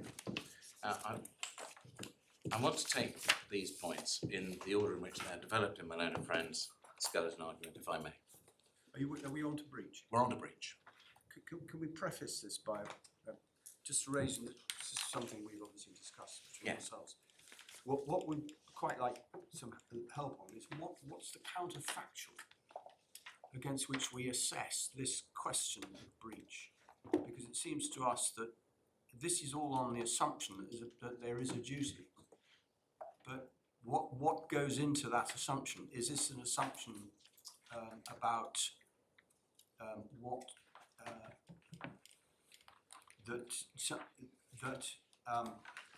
the investor in question has seen Mr. Thornhill's advice and relied upon it without having his own independent tax advice? And also, how does the IM play into it? And how does the IM play into it? Yes, well, this raises questions which are both interesting and perceptive. And the question that the area that we get into here is really about the nature of a duty to warn, essentially. What duty does Mr. Thornhill owe if we're in the territory of him owing a duty at all? And Did the judge address this counterfactual issue at all? He seems to have gone straight into breach and not said, assuming I'm wrong on the above, I now consider breach on the basis of the following assumption. he considers breach as a matter of pure tax law, Yep. as it were, or reasonable That's view how of I pure read the tax judgment. law, yes. Yeah. But he also, Interrupted you. but the counterfactual he does have is the issue of whether Mr. Thornhill should have done something differently, assuming that he did owe a duty. He deals with the warning. Yes, Yeah. he does. And that is, on the Venn diagram, a very close overlap with the questions raised, as I understand it. And the reason it's, let me back up. Normally, you're calibrating the counterfactual about the risk of the lawyer being wrong and having to give some different advice where the recipient of the advice was the actual lawyer's actual client. And as the court well knows, the risk warnings or advice, any advice, has to be calibrated to the known characteristics of the client, the actual client. So you've got cases like, well, they're full of dicta about the importance of the nature of the client. So an experienced businesswoman like Mrs. Lark in Peach Publishing is at one end of the spectrum. The unsophisticated garage mechanic like Mr. Dean in Dean and Allen Watts is at the other end of the spectrum. Now here, Mr. Thornhill's actual client was Scott's, and Scott's was a hard-bitten, experienced, very successful tax scheme designer and promoter. And it knew what the statutory tests were, and it must have known perfectly well that there were risks that they might not be satisfied. But if you then say, well, let's take the counterfactual and assume that as a matter of... Sorry, any evidence about that? No, my lady. I mean, I suppose I can point to the evidence in the IM and in the tax efficient review, which describes Scott's as a very well-known, very successful tax promoter in the market, responsible for hundreds of millions of pounds worth Yeah. of tax schemes. But Mr. It was a Sompo, factual inquiry by me. yes.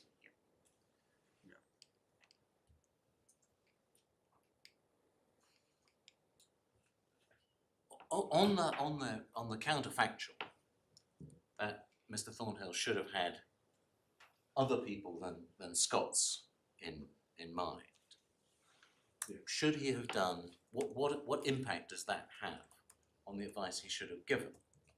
And the essence of the judge's reasoning, which is at judgment 3345, is that a further warning or different advice was not necessary, in essence, because of what Mr. Thornhill knew about the characteristics of the non-client recipients. Now that makes sense, if I may say so, because when you've got an actual client, a case like Riley and Pickersgill, which say, look, it's an impertinence to give advice to an experienced business person that would actually be very necessary for neophyte. It's that line of thinking. You tailor your advice to your client. It must also be right that if you're tailoring your advice to non-clients, you are entitled to tailor that advice to the characteristics of the non-client. So that's exactly the right question. And I would suggest that a reasonable barrister in Mr. Thornhill's position would therefore, in writing the opinion, if he was bearing non-client recipients in mind, what would he know about them? Well, he would have known that they all had the innovator one characteristics.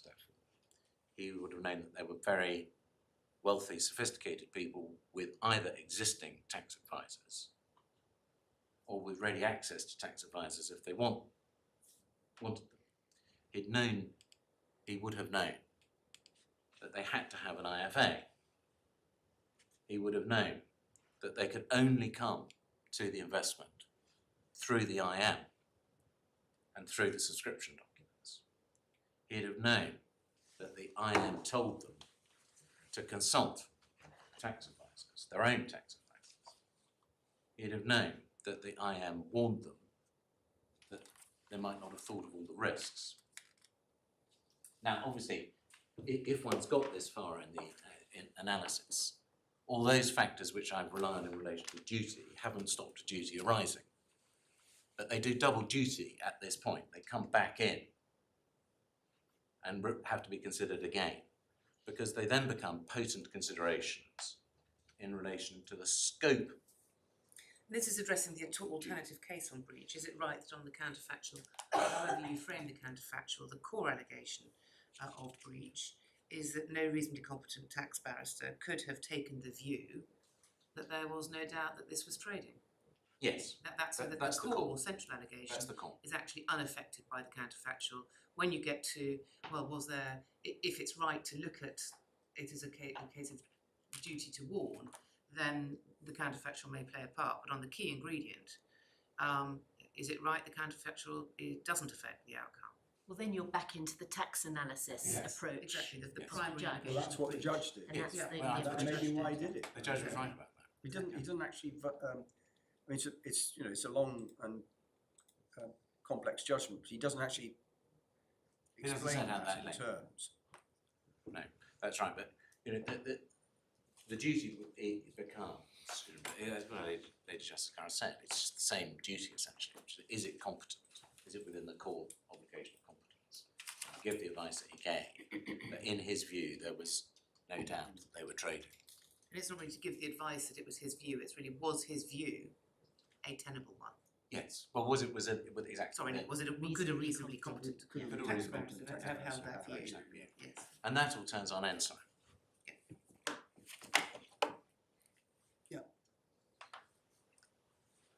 Could I begin with the first substantive criticism, which is about commercial basis? So, the case that's made is that the judge wrongly conflated the separate on a commercial basis test with the element of considering whether the LLPs were trading.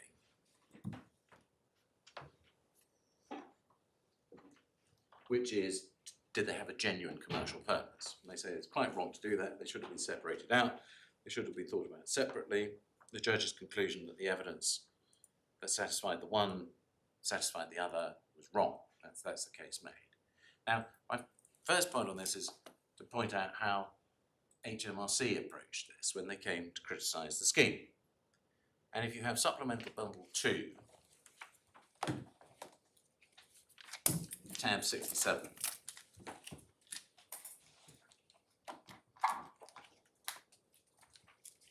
Supplemental 2.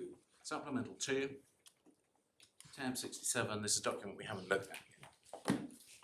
Sorry. Yeah.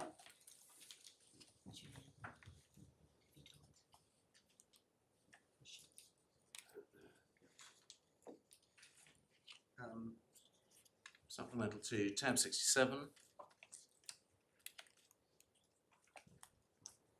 Right. And page 437. This is HMRC's statement of case from 2017 about why the schemes didn't work.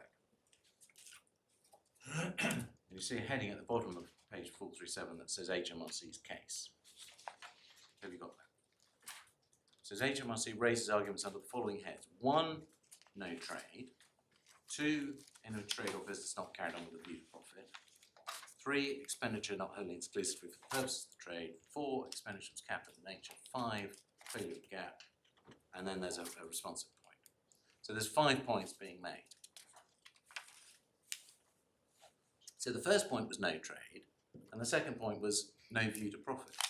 Nowhere did HMRC identify as a separate case on a commercial basis. So it wasn't alleged. Now, it's reasonably apparent that HMRC either didn't think there was a case to be made here at all, but more probably, I would suggest, is that HMRC regarded the issue of whether the trade was being carried on a commercial basis as being effectively covered by the same factual points as would arise under no trade and no view to profit. And this is, of course, exactly what claimants say now should never be done. They say that the tests are separate and should never be mingled. They say that just because you can satisfy the trading requirement of having a genuine commercial purpose does not mean you can also satisfy on a commercial But basis. it's There commercially. may be there may be cases where it does need to be covered separately, and there are factors. For example, the dilettante Yes, antiques dealer. Yeah. Yes. But this you say was not such a I do. case. this ain't one.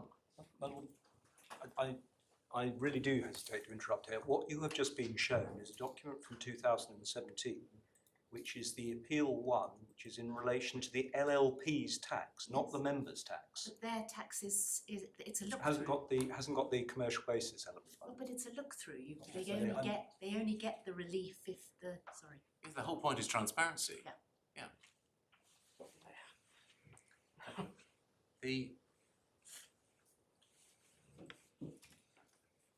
So, let me show, moving away from HMRC, how this was pleaded by claimants.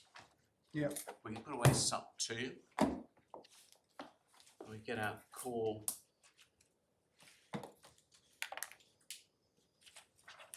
core 2 tab 14. 2 tab. 14, 1 4. Thank you.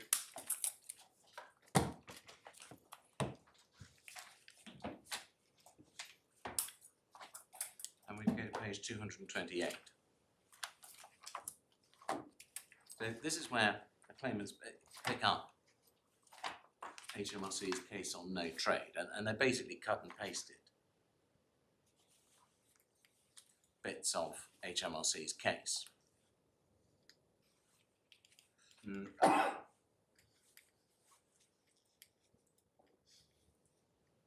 Yeah. Including view to making a profit, which of course now been dropped. And then over the page, they then take up the point which says, even if there was a trade, it wasn't on a commercial basis.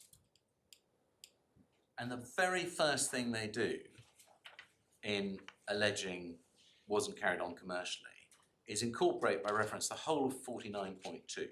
So 49.2 was all about trade, including 49.2.3 lacked any commercial purpose and entirely driven by tax matters. And it's all then chucked in, kitchen sink, into on a commercial basis. So far from saying to the judge, or in that pleaded case, look, these are completely separate, one doesn't answer the other, they said, right, we're going to bring it all in again. And they then did exactly the same thing, putting away Court 2, in both opening this case and closing this case. So if we go to Sup 1 tab 18,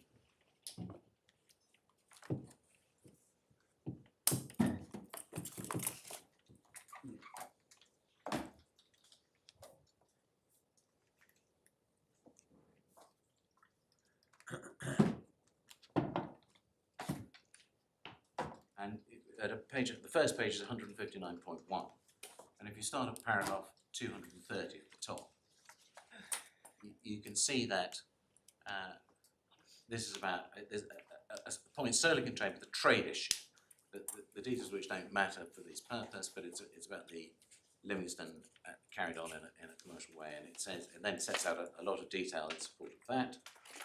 And if you pick it up again on page 159.4, so that all that in between is that same point, all about trade. And then it says, paragraph 239, the same point suggested that there held be no genuine commercial purpose, fatal to any trading argument. So that's, again, trade. And then it carries on, 240, 241. These are all points about trade, a whole series of points about trade. Now, we then get to the punchline, which is at 243. And 243 says, all these points we've just made about trade would also be indicative of a lack of commerciality. And that's it. Those were their entire opening submissions on genuine commercial purpose, on a commercial basis. They just said, well, look, it's all the same as the points we're making about trading. In other words, they were doing then exactly what they say the judge shouldn't be doing. And they were doing it then because at that point they weren't trying to think of a point for an appeal. They were looking at the transaction in the round and acknowledging, as my Lady Justice Simler just observed, there are some cases in which it is just all the same. You can't separate it out. Sometimes you do have to think about the dilettante. There just obviously wasn't one of those cases. And they were acknowledging that by mounting the argument and pleading the argument in the way that I've shown you. And that then carried on exactly the same way in closing. Also in Supplemental Bundle 1, if you go to tab, no, that's about reference, I think it's Supplemental Bundle 2. Yes, it's tab 26. 26. So Supplemental 2, tab 26, page page 320.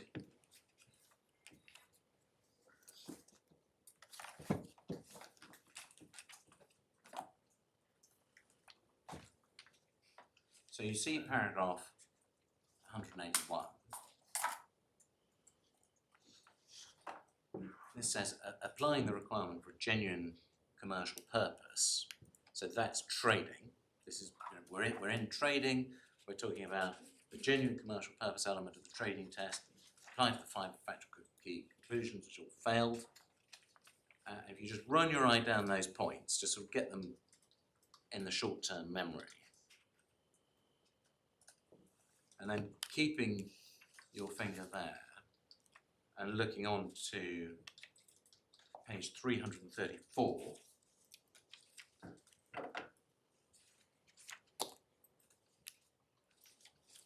At paragraph 207, what you see is essentially an exercise, if you've again run your eye over it, is exactly the same points. This has just been an exercise in cutting, pasting, and slightly rephrasing. Perhaps unkind to observe like a student plagiarising something from the internet, but they've all got ChatGPT to do it for them now. But it's the same points.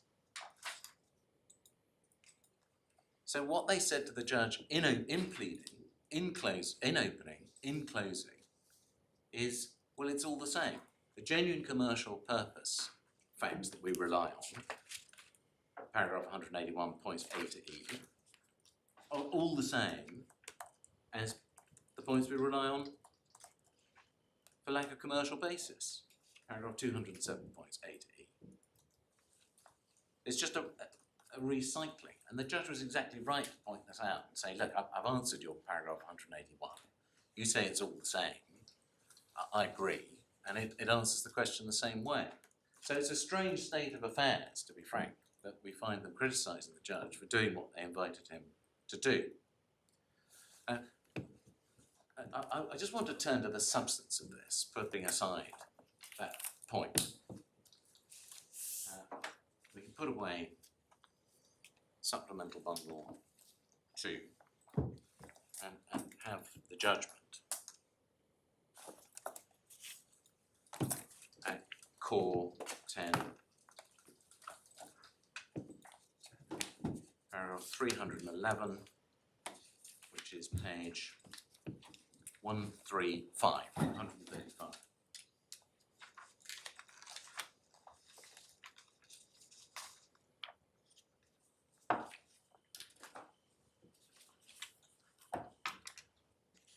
So on a commercial basis, the heading commercial basis 311.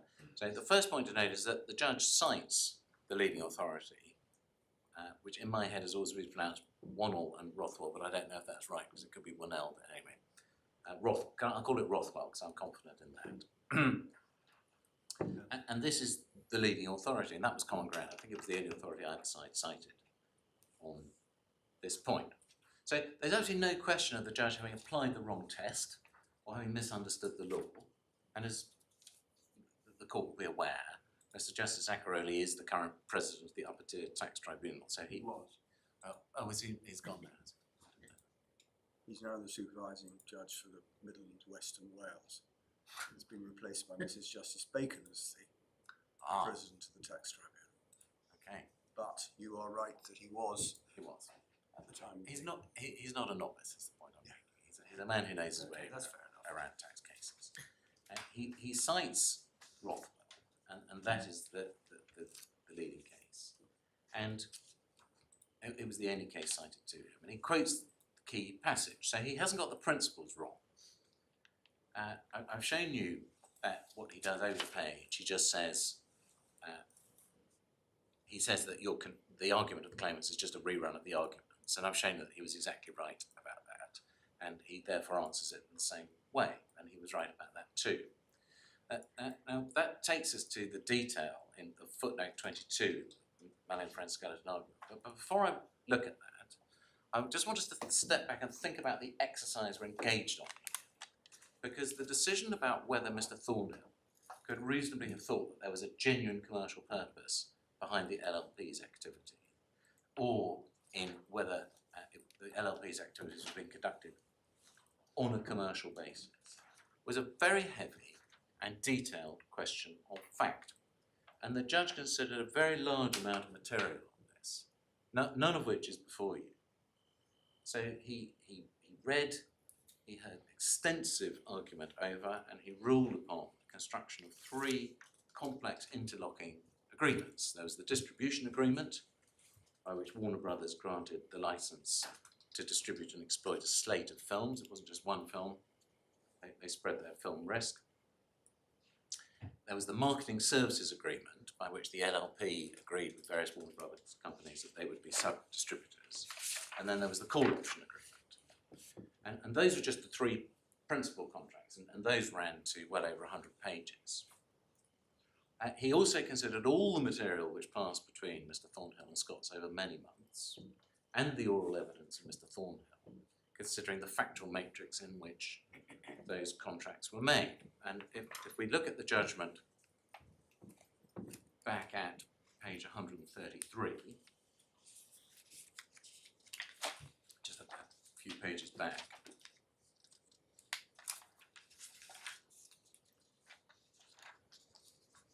he's here dealing with genuine commercial trading purpose, which are the same factors he finds answers conducted on a commercial basis.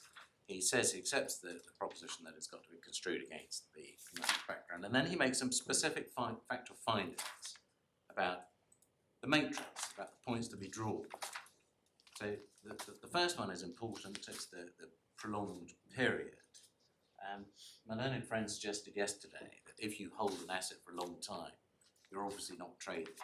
I mean, the first answer to that is it's just obviously wrong, because Warner Brothers, I think, still hold the rights to Casablanca, which they've been holding for rather longer than 12 years. But these films, it's just, there's a lot of windows. It goes to the cinema, it goes to video, if they still have videos, it goes to DVD, it goes to streaming, it goes, it's on YouTube, it goes on and on and on, a long window. So that's the first point. Then he says that Warner Brothers needed some cash in their pocket. Then he said it was a key part of the deal, there'd be further costs, because they're not covering all the costs. I mean, it is actually quite staggering when you look at the facts of this case, how expensive it is to market a film. It was hundreds of millions of dollars. There's no way the LLP could do it all. So they're just stepping in and saying, we'll fund this slice. So that was important, because Warner's was always going to be paying more on top. So that affected the deal. Okay, you're not paying it all, you're only having a slice where you're not going to get all the money that comes in from the film. So that was the subject of negotiation. His fourth point, that was the point I was making about spread of risk. So you could have gone, well, let's pay more costs for fewer films, but instead of which they said, well, let's take our money and spread it over more films. And then fifth, as a result of the guarantees, they wanted a minimum amount guarantee, but they traded that off with Warner's, who ultimately bore the risk of failure. Because if the films really flopped, if they were all disasters, I think there was a Turkey criteria. I mean, if they were all turkeys, then that was down to Warner's. They still got their minimum. So these are all the kind of complex considerations that go into what was a really heavyweight deal that had been put together by Scott's. And as he says, and this is the key conclusion of 298, says against that background, that the deal strikes a balance between the competing commercial interests of Warner Brothers and the LLP in myriad ways. And that was absolutely right. It was very complicated. Now, that conclusion is the epitome of an evaluative exercise conducted by a judge from a mass of primary facts. And so my primary submission on this is that you should be very slow to overturn an experienced tax judge's conclusions on this, because this is exactly the sort of point. It's almost a paradigm example of the type of area in which the courts have always said the trial judge's conclusions carry an enormous weight. With respect, as I may have misunderstood Mr. Stewart's case, but you're not meeting the gravamen of his complaint as it is now put. Maybe it's a different emphasis, but it's not so much that it wasn't possible to take the view that there was trading or genuine commercial purpose and the rest of it, but it is the unqualified, unequivocal nature. And because the judge dealt with duty to warn separately, the judge never stood back. This is the complaint that's made against the judgment below, never stood back and said, well, you could have taken the view perhaps that it was likely, very likely, that this was trading, etc., etc. But where was it reasonably competent to hold the view that there was no doubt that it was trading? And that's, as I understand it, so the attack is not on this analysis necessarily, but it's that is the complaint. So first of all, no doubt is about trading. We're not talking about trading at the moment. We're talking No, I about... understand, but all across the board, it's no doubt. No, it's not across the board, no doubt. No doubt is said specifically in relation to trading. Yes, Uh, which you say encapsulates commerciality. It's all rolled up as the same thing. Mr. Thornhill didn't deal with it, No. rolled up. No. What Mr. Thornhill says is that here I see no problem. It puts in brackets. Yes. The answer to both no doubt and I see no problem will emerge from the ensign approach. Right. Because if you take the ensign approach, which is that here are Warner Brothers, they're doing something, they're doing it on a commercial basis. So what they do is a trade, and it's on a commercial basis, and it's already clear. If on the ensign, and then the LLP steps in and says, well, we'll do that. I mean, this is kind of the ensign point on actually the back of the proverbial poster stamp. But at that point, if it is reasonable, as the judge held it was, and as it clearly is, to say, right, well, that means that this is a trade and it is being conducted on a commercial basis, then that's your starting point. And then there's only if there's denaturing that, in other words, you look at the terms on which it's done, either for trade or for a commercial purpose, on a commercial basis test. And you say, okay, well, it's now not a trade, or it's clearly not on a commercial basis because it's being done in a dilettante fashion. If you can see that on the facts, then you say, well, now I set aside that starting point. But so that's the answer to the certainty point, as it were. Ensign entitles you in this area to take a robust view, unless there's denaturing. Thank you. But the reason I'm on commercial basis here is because my learned friend says, well, it was just obvious from the facts that were found by the judge that this was not being done on a commercial basis.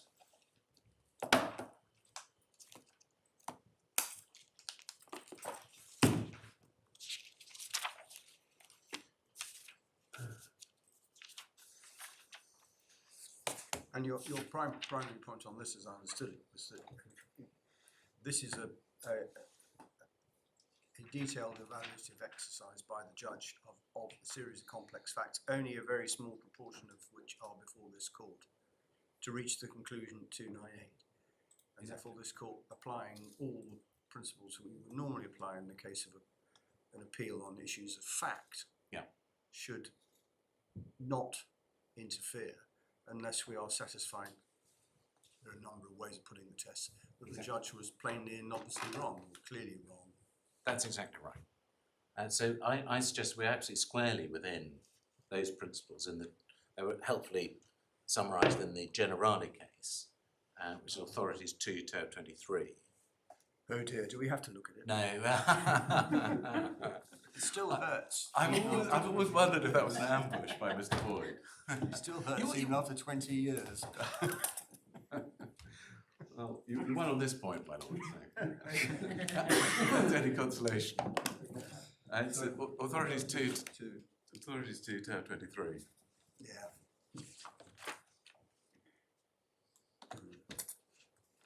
So there was an argument about the nature of the review in this case to be undertaken on an appeal. And it's we pick it up at page 618. paragraph 14, the Court of Appeal says the approach of the courts to any particular case will depend on the nature of the issues and the kind of case determined by the judge. So sometimes it's just straightforward oral evidence, but it's mostly more complex. And then he talks about conclusions on primary fact. But then he says at 16, some conclusions of fact are not conclusions of primary fact of the kind of which I've just referred. They involve an assessment of a number of different factors which have to be weighed against each other. This is sometimes called an evaluation of the facts and is often a matter of degree upon which different judges may legitimately differ. Such cases may be closely analogous to the exercise of discretion, and in my opinion, appellate courts should approach them in a similar way. He then cites authority, and I just want to running one's eye over it. The long quotation on the next page, page 619, is from Lord Justice Hoffman. I'm so sorry, it's from Lord it's Justice from Lord Mance, Mance, Lord Justice Mance. And it's the second bit starting at little letter D on the left. Once the appellant has shown a real prospect justifying permission to appeal that a finding or inference is wrong, the role of the appellate court is to determine whether or not this is so. And then he says in the present case, A, it's for us to make our own mind up, while B, reminding ourselves that so far as the appeal raises issues of judgment on unchallenged primary findings and influence, this court ought not to interfere unless it is satisfied that the judge's conclusion lay outside the bounds within which reasonable disagreement is possible. So that's an articulation of the case, of the test. And then at paragraph 18 at the bottom, there's a quotation which is from Lord Justice Hoffman in Graham Building Services, the case cited in that paragraph above. It says, generally speaking, the vaguer the standard, the greater the number of factors which the court has to weigh up in deciding whether the standards have been met, the more reluctant an appellate court will be to interfere with the trial judge's decision. How far do you take this submission? I understand the submission in relation, for example, to paras 292 to 297, evaluative assessment of the deal, the background, the facts, the detail. But when it comes to an evaluation of whether or not a reasonably competent professional could or could not have acted in a certain way, I think it will be a novel proposition, unless you can take me to some authority, that is the sort of evaluative decision in which an appellate court will not interfere unless there is some obvious error. I mean, that is a question of law applied to the facts. So am I right in saying you draw the line at where the judge's assessment of the LLP's activities, the trading environment, the commerciality of it, and so on and so forth. But the question of breach is surely a hard-edged question of law. Well, if your relationship runs your eye down to letter F, Yes, where the application of a legal standard, such as negligence, yes. involves no question of principle but is simply a matter of degree, an appellate court should be very cautious about differing from the judge's evaluation. Now, you're quite right to say that the kind of gravamen of this lies in the judge's assessment of the primary facts in relation to whether it could reasonably have been perceived that the LLPs were trading. So that's the kind of starting point. I understand that. You just see that I'm thinking out loud, Mr. Adams, so don't read anything into anything. But it just seems to me to be a bold submission to say in the field of professional negligence that No, I'm not this saying court. that at all. No, you're not. I didn't understand you to be saying Right. that. I understand It's that. one of the building blocks of how you get there. Well, that's Exactly. that's where the So line it's is a drawn. with series of factual findings by the judge, of Yeah. which this is one. Yeah. And you say when you put them all together, none of those is capable, or with none of those should we interfere in this court. And then the judge builds those up and then makes a different sort of evaluative assessment as to whether a reasonably competent tax barrister could have reached that conclusion. Yeah. But you say, well, we have to consider that question by reference to the building blocks by which the judge got there. That's exactly That's the right. same. That was my question. And- Good, that's fine. So the way it works up is the judge starts with saying, well, could any reasonable barrister have considered that these LLPs, which, I mean, we're on commercial basis, but could he consider that these LLPs were trading? Yeah. Could a reasonable tax barrister have concluded that if they were trading, they were trading on a commercial basis? could he have concluded or she have concluded that they were trading with a view to profit? Now, view to profit was challenged, got permission to appeal, given up, having lost on the fact, so that one's gone. But he starts by saying, well, was that a reasonable view? And that's the first question. And on that, you should be very slow to disturb his conclusion. There's then a further evaluative question, which is that having decided, having reached the decision that a reasonable barrister could have formed this view, you then say that reasonable barrister, having decided that these LLPs are trading, are doing so on a commercial basis, can that reasonable barrister then express that conclusion in the terms which Mr. Thornhill expressed his conclusion? Now, there is an overlap here, because in the primary stage, the more clearly the judge has reached the view that it was reasonable to say, yes, I think this is trading, yes, I think the trading test is satisfied, then that slides on into the next evaluation, which is, well, how clearly can I express my opinion? In that case, can you right to say that Mr. Thornhill was negligent to fail to qualify his opinion Exactly. in a particular way? I mean, that's Exactly. And the more strongly he reaches the view, so at 298, the conclusion was, look, this was just a deal. It was a fair deal with everybody fighting for their slice of very large amounts of money, and people swapping off this against that, and Warners want money, but they don't want to give away the right. The LLPs want guarantees, but they'd like a bit of the action. And there's a whole matrix going on being traded. And if the more clearly the judge reaches the conclusion that, yeah, no, that was a reasonable assessment, then the question of how firmly you reach, you then express your conclusion that it's a reasonable assessment, is clearly interrelated. So if you don't assess, if you don't set aside his evaluative, the judge's evaluative exercise, which you really can't and shouldn't do, you're left with the judge's conclusions that it was perfectly reasonable for a tax silk to think that the LLPs were trading and that they were trading on a commercial basis. And you then have to look at what is really a very narrow point and say, well, given the strength of the judge's evaluation,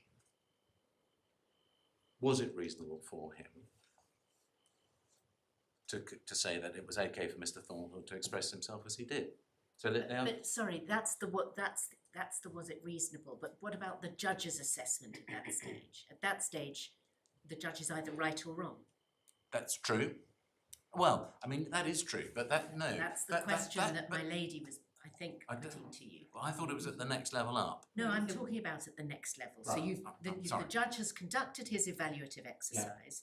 He's reached the conclusion that it's reasonable to take the view that there was trading on a commercial basis with a view to profit. Yeah. So that at the next stage, was it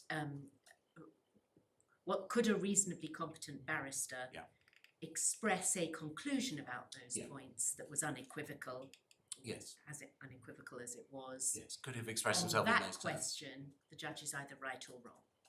I think. Yes, that's true. That I mean, I accept that. But the point that I've been trying to make, perhaps, But you say it's impacted by the evaluative exercise. let's put it more crisply than I do. In determining whether he's right or wrong about that question, which, as my lady says, is a question of law, the court has to consider the various building blocks that I identified, and if we're unless we're satisfied that the judge got those wrong, Yes. then that's as it were, the basis on which we have to determine that question. That's where you start. So, am I going to hold that somebody who reached a conclusion which was reasonable was nevertheless negligent in the way that they expressed it? Is that a convenient? That's a convenient moment. 2 o'clock then, please. Very good.